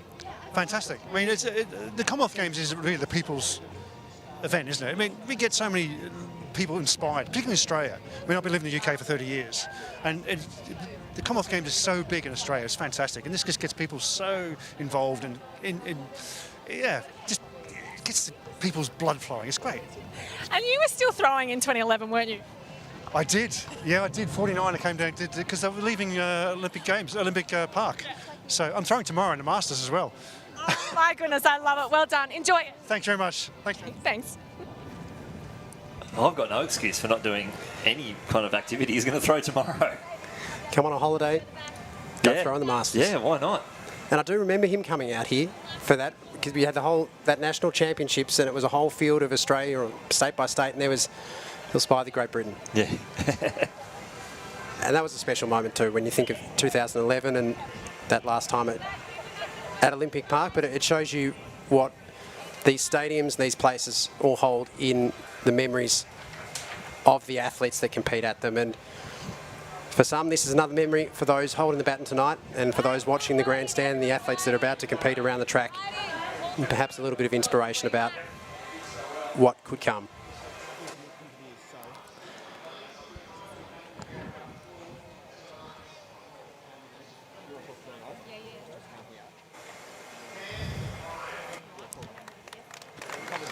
So Pam Ryan. 6 Commonwealth Games gold medals. And it's funny to think that before Sally Pearson broke the Australian record in the 100 hurdles, it was Pam Ryan's. And you think that for that period of time, we've only had 2 record holders. It just shows the class of athlete that had the record before Sally. And how long it endured for. Yeah. And it shows you the calibre of athlete that we'd had before, and the calibre of athlete that Sally was, and she'd been at the forefront of the sport.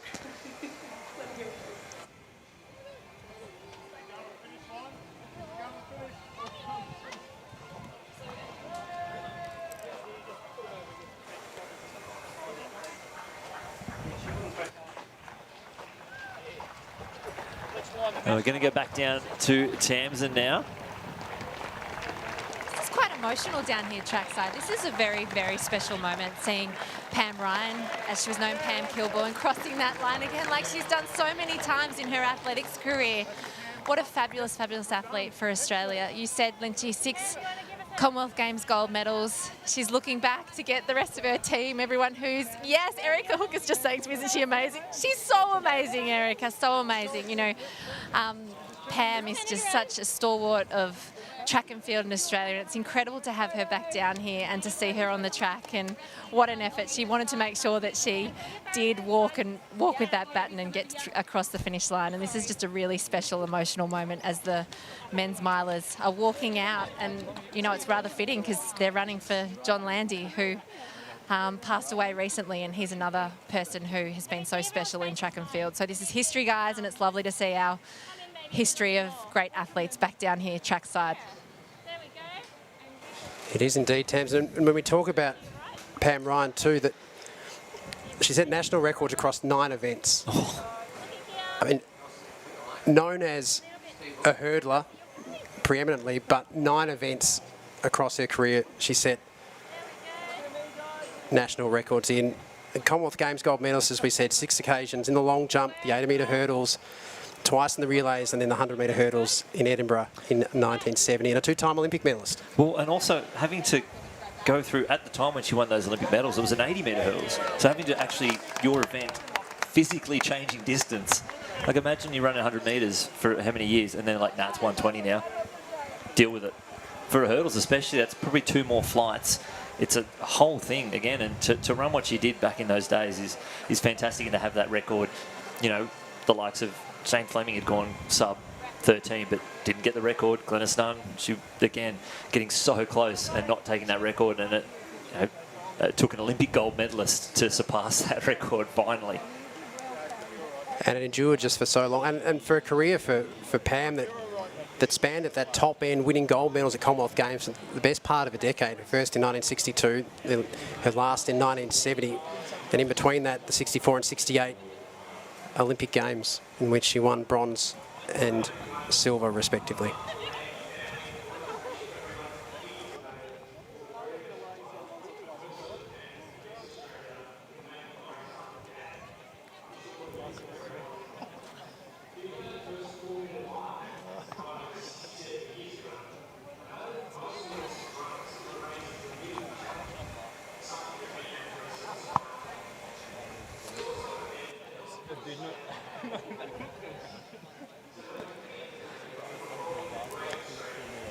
Of course, the next event on the track will be the John Landy Memorial Mile, an absolute legend of Australian sport, officially a legend of this Sports Australia Hall of Fame.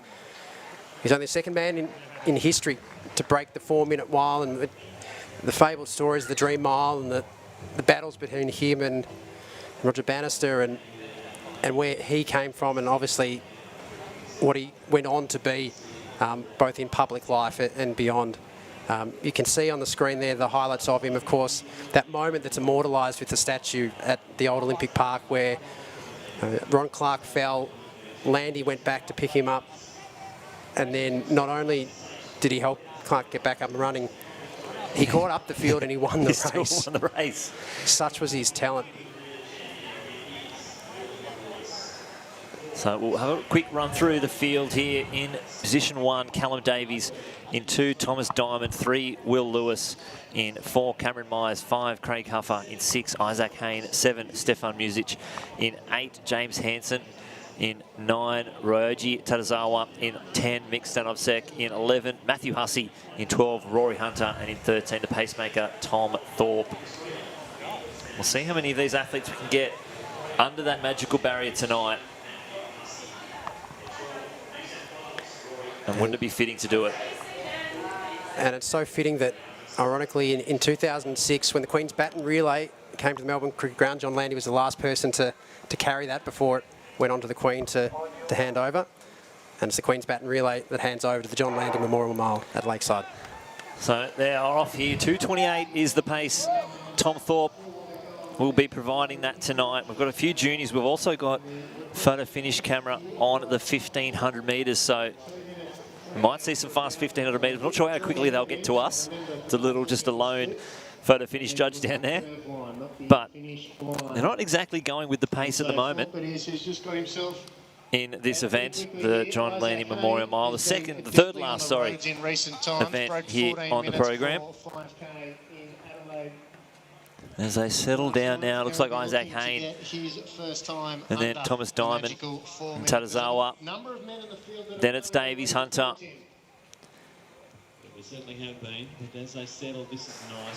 Just the 3 athletes in this field that have done the sub 4-minute mile before. Mick Stanovsek, 3:56. So Craig Huffer's done a 3:58. And Rory Hunter a 3:57 as well. So they're through the first 400 metres of this mile.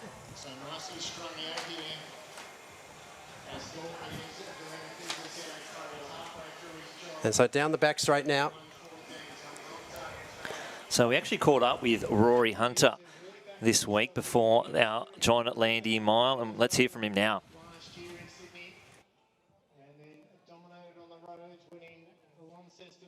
Hi, I'm Rory Hunter, 1,500 metre runner. Dick Telford's my coach. Yeah, it's a big privilege for me to honour John Landy running this weekend. He was a big inspiration to me. You know, growing up, I always heard about all his achievements and, you know, his training in Victoria. And I think even now, some of Dick's sessions are inspired by what he did. So, yeah, can't wait to honour him on the weekend. Away from the track, I'm actually a physio, so spent a fair bit of time doing that. Otherwise, just catching up on all the gossip at the local cafes. So probably right on 4-minute pace at the moment. Haynes right out in front. Davies, that's in the University of Queensland. Maroon singlet just going past Tadazawa. Then it's Hunter and Hussey, Stanovsek and Huffer, then Music. So they're spread out. 600 metres left to go. Love to see a 4-minute mile tonight here at Melbourne. The meet record probably won't get beaten here. 3:51.54 from Simon Doyle, the 1,500 metre and mile record holder previously. So it's Hayne out in front, the South Australian in the number 6 on his hip. Davies, Hunter, Hussey, Stanovsek, Huffer, Tadazawa, Music and Lewis. We'll see what they have to produce on this final lap. They're going to have to do something quick. The clock's going to be 3:01, so they need to go a sub 60 seconds, sub 58, I think, on this last lap. But they're all spread out. We're going to see some major moves here. 350 metres left to go in the John Landy Memorial Mile. It's anyone's race. So it's Hayne that's going to lead them into the back straight for the last time. Now moving up to the shoulder is Hunter, who's starting to make his move for home. Going with him, Stanisic in the green top. Hussey trying to hang on with him. Davies is there in the Marooners at Hunter. That will hit the lead at 200 to go. Davies is there, Stanisic, a sub-4 man onto his shoulder, up into second place. And the Victorian Hussey moving with them now. Inside 200 to go. Hunter holding Stanisic. Davies to his inside. Hussey starting to move with 100 metres left to go. Stanisic goes wide. Hunter's holding on the inside. Hussey's going to have to break clear. Davies and the Maroon down the outside. Stanisic hits the front. The clock is clicking towards 4. Davies is coming. Stanisic is charging. And Stanisic will go sub 4 in the Landy Memorial Mile. How fitting it is. A sub 4 minute mile. A 57 high last lap. Just on 58 seconds. Lynchy, you said they had to move quick. I just pulled that out of their thin air. And move quick they did. Stanisic, he was tucked in 4th or 5th the vast majority of the race. Emerged down the back straight, hit the lead at the top of the turn. Hunter, you thought, was going to hang on. You can see on the replay, Hussey was desperately trying to get there, and you saw Davies on the inside. Yeah, Davies, I haven't watching him just here. He's looking across because he knows he's trapped there, and he actually had to wait for Stanisic to move before he could even get out. So, unfortunately, it happens with races. He was just positioned badly. He may have won, but Stanisic was in the better spot, and he takes the John Landy Memorial Mile. It was just that little extra bit of experience there and where to place himself and how to go. Of course, he's been through the collegiate system, running for University of Washington over in the States, and is back out here in Australia now. But that experience of running the mile race a couple of times, you look, he's broken the sub 4 minute mile 2 or 3 times in and of himself. So he's got the experience in that distance, and you can see Craig Mottram there congratulating him on the victory as well. Yeah, he's going to be presenting the trophy to our winner, which is quite exciting. So there's a bit of talent down there on the sidelines, especially after the Queen's Baton Relay. A lot of our Baton runners were still sitting trackside in the best seats in the house. And that was the last individual event of the program, as we have our 4x100 metres. They'll be up very shortly. You can see the girls coming out. But it's fantastic to see that, to have some of those people go sub 4. I thought it was looking a bit dicey on that with a lap to go. I wasn't sure just how close they'd get, but look, it's fantastic that they pulled it out when it mattered. And we do have Tamsin with the winner of that John Landy Memorial Mile. I do have Mick. Fabulous race, Mick. Firstly, I'm going to ask you a question quickly, Craig. We've got Craig Mottram as well, athletics royalty. We've got a lot of athletics royalty here at the track at the moment. Now, Mick and Craig just met, so it's pretty good to meet one of your idols, I could imagine. Oh, yeah, I just told him a moment ago that I grew up watching every one of his races, so, I mean, kind of starstruck, embarrassed to admit, but, yeah. Well, that was a fabulous race. It was a real championship style of race in those last 2 laps. You hung in there, didn't you? But it was a fabulous kick home. Yeah, I mean, not to be too cocky, but I felt really good with 2 laps to go, and so that sort of confidence built every 200 metres, and with 150 to go, I think I sort of had a good idea that I might have it. Even though there's a really classy field, I knew people would be coming home strong, especially Rory. Well, now that I've got you here, Craig, I just want to ask you would have watched that race carefully. What were your thoughts on it? Yeah, very, very impressive. Obviously, anything under 4 minutes is fantastic. And obviously, this race is in memory of John Landy, who obviously ran under 4 minutes himself. So to have the first athlete in Mick run under 4 minutes for the first time we have the John Landy Mile this year is fantastic, and really proud to hand over this trophy and say well done. 3:01 at the bell, 58 last lap, very strong. So he's going to be dangerous moving forward. Love it. Well done, Mick Stanovic. Thank you very much. Well, I like that Mick said, you know, if you've ever watched any of Craig Mottram's interviews after a race, and Mick says, I don't want to sound too cocky, it's confident running. It's not cocky, it's confident, and I think Mottram would love that.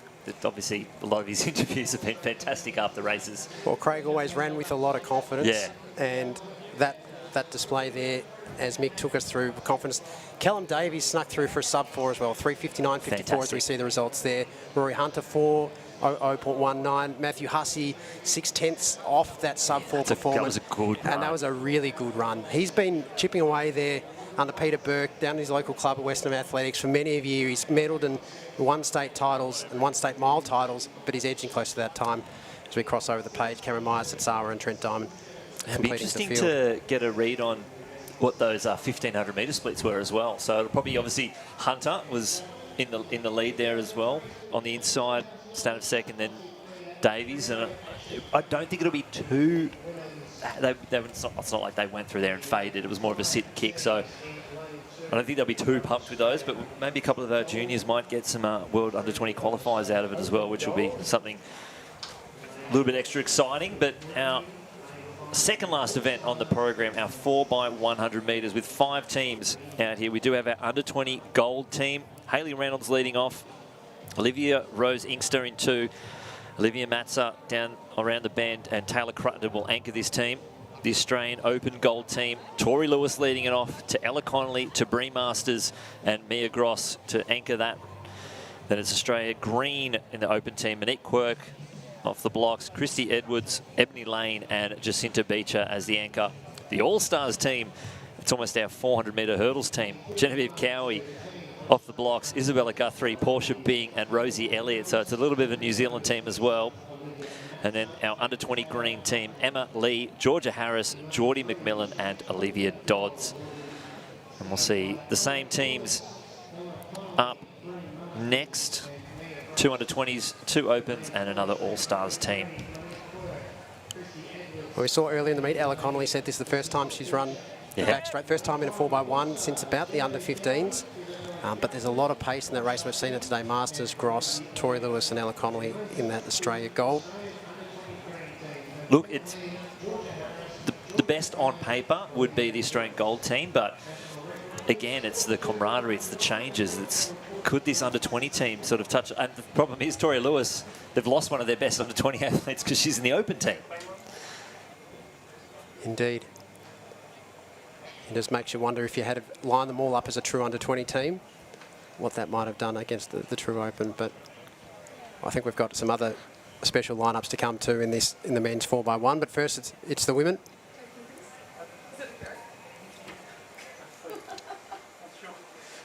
As they stand behind their blocks.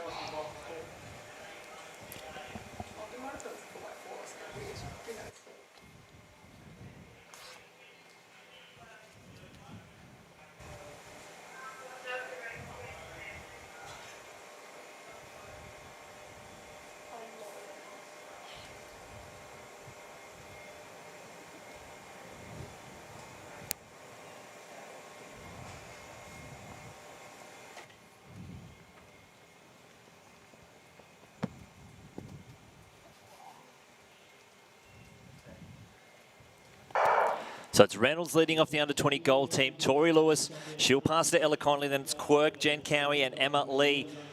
So it's Tori Lewis in the Open team. She'll go to Ella Connolly. It's a clean change. It's a bit close there, but Ella Connolly tearing down the back straight, goes past Christy Edwards. Connolly's going to pass it to Bree Masters down the back straight. So it's Connolly to Masters, the Queensland connection. There's a clean change as well. And Masters tearing around the bend. A little bit close there for Ebony Lane, but it's going to be the Australian gold team. Off to Mia Gross, another clean change, and they've got clean air here. Mia Gross tearing down. Close between Cruttenden and the other Open team, but it's going to be Mia Gross. This is some fast running. And 43.14.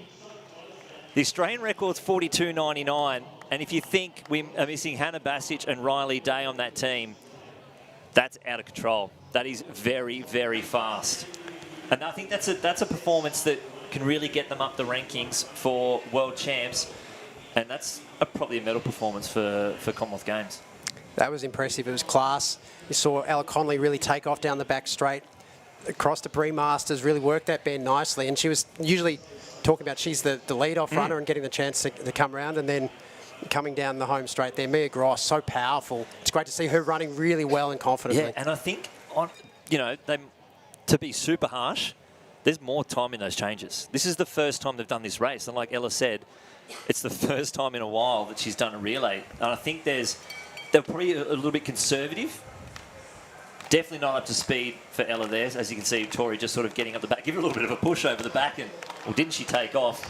This is a really good change between Connolly and Masters. Really getting a lot of that free space. They talk about free space. It's the speed of the bat. It's not the speed of the athlete. And if you can get an extra 2 metres with the arm length, strong running around the bend from Masters, and I reckon there's still a little bit of time in these changes as well just probably getting up the back. You can see the little elbow out the side, but mate, I'm picking nits here. I'm definitely picking nits.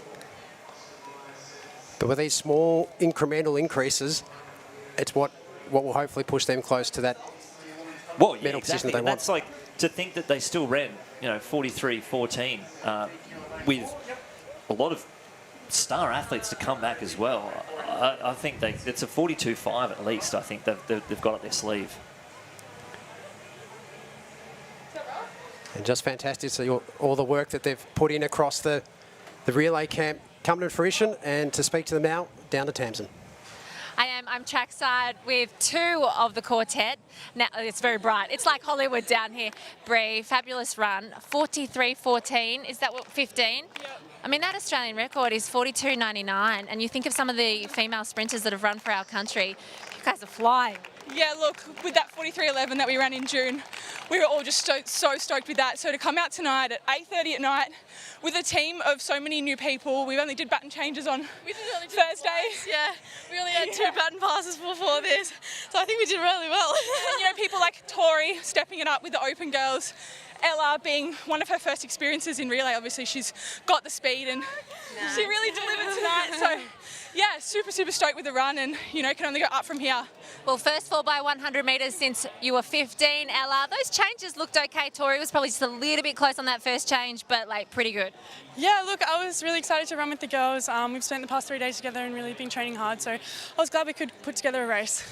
And Mia, staying relaxed, knowing that it was just you versus the clock, you did pretty well. Yeah, I think most people run better when they're just not stressed. But I wanted to run well. Like, the girls are out here running really fast, and I knew that we could run fast and do something pretty awesome, which is pretty good. Yeah, so I'm pretty happy. Yeah. Where is Tori? Where's Tori gone? She's she is over there. I bet. Because that was an amazing leg by Tori as well. Here she comes. Now, Mia, can I just say it's really lovely to have you back on the track because last year was pretty hard with your health concern. Yeah, last year was very tough. I cried a little bit more than I probably would have liked to, but I'm so happy to be out here. I've just got an amazing team supporting me. My coach is awesome, so I'm learning something every day, and being with these girls the last couple of days, I've just been learning more and more, and I've been absolutely loving it. Now, Tori, that was just a fabulous start. You're the youngster of the team. You stepped up with the senior athletes, but what a way to get that relay underway. Yeah, it was really good. We only had, 1 day of kind of full training, and I'm really happy we managed to all get it in. So yeah, definitely really good. Well, I think that this team has a lot to look forward to. I mean, watch this space because you guys are going to do something incredible this year. Well done. 100%. Thank you. So that was a meet record. Thanks for picking that up, Tom. Destroyed the meet record. 43.68 back in 1994. Monique Myers, Kath Samble, Mel Gainsford, and Jane Fleming. That's actually a pretty good team too. There's some pretty impressive names there. So Monique Myers, Oscar Myers' mum. So lost the meet record while the Suns had their long jumping. And we've got the final track event, the men's 4x100 metres. Now looking at our list here, in lane 5, it was the Australian Open Gold team, and they've actually got Chris Matrevsky running last, but he's still got 1 jump to go in the long jump, so I'm not sure how he's going to manage to get over there. I can't really see who's supposed to be running last. Looks to have the 5 athletes there at the moment. Yeah, they've definitely got a full field. It's lane 5. Not sure who they've pulled out for this one, but I'll run you through. In lane 2, it's the under-20 green team. So it's Lachlan Kennedy, Cooper Sherman, Ryan Tarrant and Connor Bond. In 3, it's the Australian Open green team. Will Roberts, Jake Doran, Jacob Despard and Jack Hale. In 4, it's our All-Stars, Joseph Aowardi, Matthew Fryer, Jagger Pybus and Ismail Dudu Kamara. In 5, it's the Australian Open gold team, Romanen, Azzopardi, Penny and Matrevsky, maybe. And on the outside, it's the under-20 gold team, Sebastian Sultana, Jai Gordon, Caleb Law and Aidan Murphy.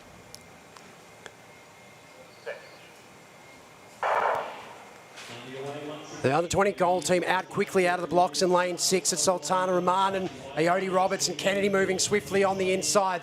But into the back straight, it's Sultana over to Gordon, who we saw in the 100 earlier today. Powering down after him, it's Joshua Azzopardi, who flew in the 100 individual event. Now over to Caleb Law. Baton in hand, Jake Penny up against him. Despard and Tarrant round the bend. The inside lane, it's Tarrant coming up on them now. As they enter the home straight. In the middle, coming through. Jack Hale, Chris Matrevsky, Aidan Law riding down the outside there. It's Aidan Murphy flying late, but Jack Hale's going to take the open team for the win.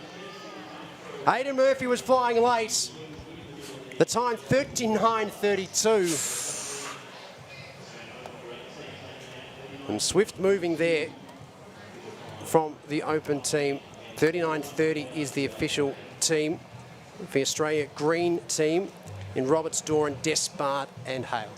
Look, I think it's another one of those things, just more time training. Gordon probably a little bit took off quick on the outside, then stopped, started again, and he, using this back straight, he went straight up the back of Caleb Law. Unfortunately, bang. And when the Baton slows down like that, you know, Law did plenty well to get there, but the Tasmanian connection of Despard to Hale, they've done state teams together and they've done so many 4x1s. But it's good to see Matrevsky. He's obviously passed his last attempt because unless he's going to have time to get over there and run again and have a long jump. But he did fantastic holding his own against Murphy, but Murphy was moving pretty quickly towards the end. He might just keep moving around the circular track up to the top of his mark and carry on Call through. him in, Matrevsky next jump, bang, on the runway. But you're right there on that relay connection. You saw that in Despard to Hale in that last bit there. And when you look at the raw speed in that under-20 team, and what we've seen tonight in Gordon and Law and Murphy and Sultana. Just got to harness it. It's all, the ingredients are there. Yeah. These relay camps are so important to bring it together. And they've got the opportunities to continue to refine. And they'll be in a really strong place. Oh, definitely. And it's something that we actually had to check it up before. We tried to look up the under-20 record. It is 39.34 back in 2012. And that was a finalist team. I think they were about 5th in that team. Ben Jaworski, Hugh Donovan, Nick Huff and Matt Batako. And that was a great team. They're all about 10-4, 10-5 kind of runners, but I think if we can just find these guys, put them together, get those changes perfect, that's a 38-9 team, I think, at best, knowing what they can all do, especially that they're all really good 200-metre runners. They're top speed guys. So we just harness that, get it all right, get that Baton around fast, and I think, just like the girls, they can break those records. There's something to look forward to as the season goes on, because we've seen the raw speed, the raw talent that's there, the ingredients, they're all there. And you can see Chris Matrevsky, it looks like he might... I think he might have passed his last attempt. I think he's passed on the last. Look, when you're 8.22 out in front comfortably, you may as well run a relay. Yeah, it's probably not the best idea to go and throw yourself down the runway for one last time. You know, there's probably a little bit of risk there. But I love that he's gone 8.22, windy, 8.11 legal, personal best. And he's like, yeah, of course I'm doing the 4x1. Put me in. And we do have Tamsin down at trackside with some of our 4x1 boys. Yeah, I've got 3 of them. We're just missing Jake, who ran that back straight. But Will, you got the team underway. Flying start. Happy with the way that went? I would have been a bit happy if the blocks didn't slip out, but you know, I reckon if we got that sorted, we would have. I would have got around the bend a bit quicker. But I felt like my change with Jake was pretty good, so you know, pretty happy. I think that change looked incredible. Yeah, it was very impressive from my point of view. The boys ran well tonight. Unfortunately, we just didn't run as quick as we would have liked, but we've got a good group of young boys coming up, I think, and the culture at the moment within the men's 4x1 is really high. Even though when we step on the track in the individual, there's a bit of white line fever, but as you can see, when we're in a team and we'll stick by each other. So. Well, we were just saying, Jake, that your change with Will looked pretty impressive from here. Look, this is the first time Will and I have done this since this camp, and same with Jacob and I, and that's the first time I've run the second leg, so, you know, for it to be clean, that's a really good start. And as we, man, I'm knackered, but as we progress, this is exciting. So that's what we've got to take forward and just keep improving as a team, and yeah, we've got this. I don't know how I say this, but Jack, you're the senior member of this team in terms of experience because you're still so young. I know you're so young. I'm not saying you're old, you're still super young. It's just that you're incredible from such a young age. You ran that third leg at the Commonwealth Games and everybody spoke about how amazing that was.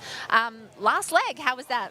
It's awesome. I'd love to stay there. I mean, we got a really consistent group now. We've got guys that can run very quick flat speed wise. So when we get everyone together, it's going to be something impressive. Obviously not our day tonight, some things to work on, but yeah, I'm pumped. I think the boys are excited to where we can go, but if we're happy about tonight, we're in a wrong headspace.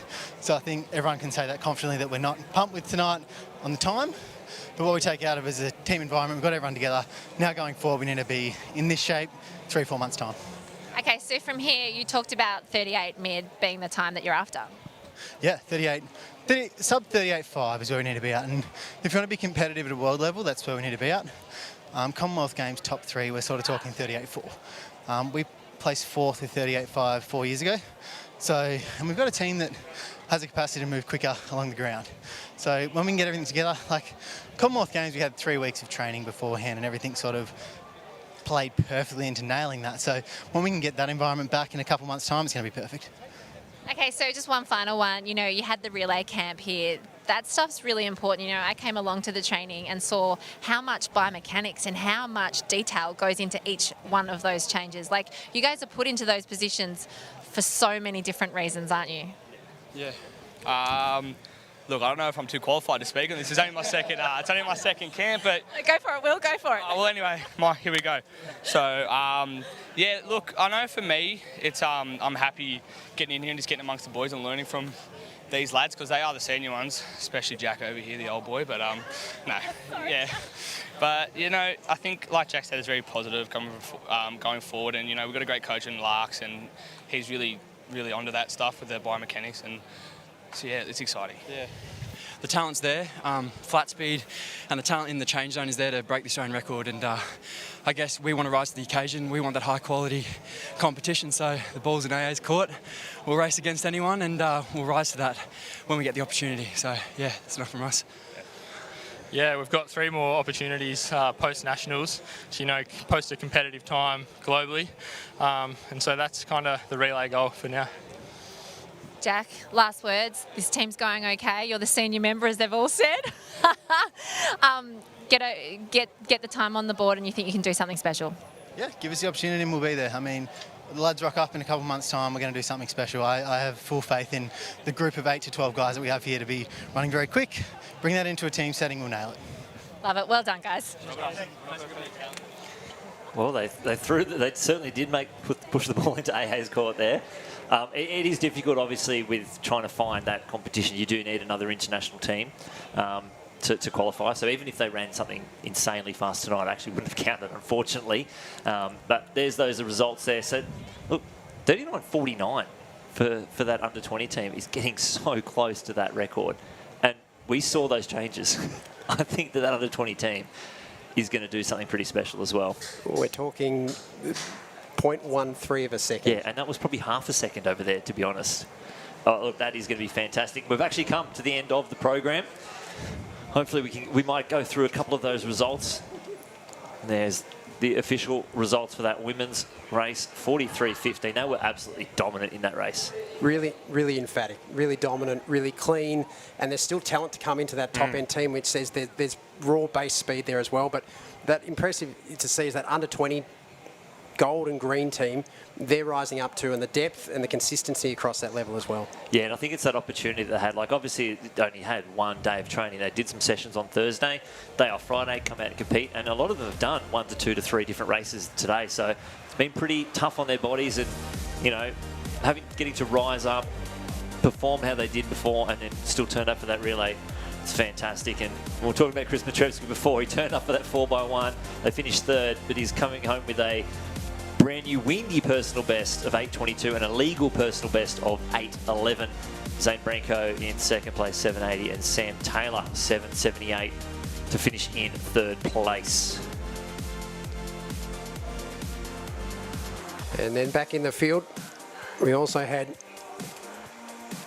the competition for the men's javelin, which I think we'll see the results for very, very shortly. But it was a great night of field events as well. We saw the women's javelin competition earlier in the night, and the competition between Mackenzie Little and Kelsey-Lee Barber, and we see Cam McIntyre's come out on top in the men. 75 metres, 92. Liam O'Brien, 75.58, and Neil Jantz, 73.57 to complete the top 3 ahead of Howard McDonald, Will White, Hamish Peacock, Commonwealth Games silver medalist Ollie Blackburn, and Saxon Ward. So close at the pointy end there. Perhaps not right up to the levels they want to be getting to as they get towards nationals, but a good competition and a good hit out. Yeah, exactly. And it was a fantastic night. To be honest, the long jump probably stole the show on the field. Sam Dale, personal best, 6.72 for her. Matrevsky gets his personal best, 8.11, gets a windy 8.22. But it's not often you say this at a Melbourne meet, but the sprints were out of this world. incredible when we were talking about 10 low, the 200s that we saw, both men and women. Fantastic job again, we must say, to the officials and the technical staff for turning them around, giving them the tail conditions here. But the athletes delivered, they made the most of it, and we saw that on the times. Yeah, there might be a couple of sore hammies out there from that overspeed work down the back straight here, but look, it's been a fantastic Melbourne Track Classic, and it's only 7 days away, and we'll be at Sydney Olympic Park for the Nationals. 8 long days, and then again, the Brisbane Track Classic to sort of round out the season. It's been pretty fantastic. Thanks, Tom Nixon, for joining me down here, Thames, and down trackside. My name's Matt Lynch, and we'll see you in a week at Sydney Olympic Park.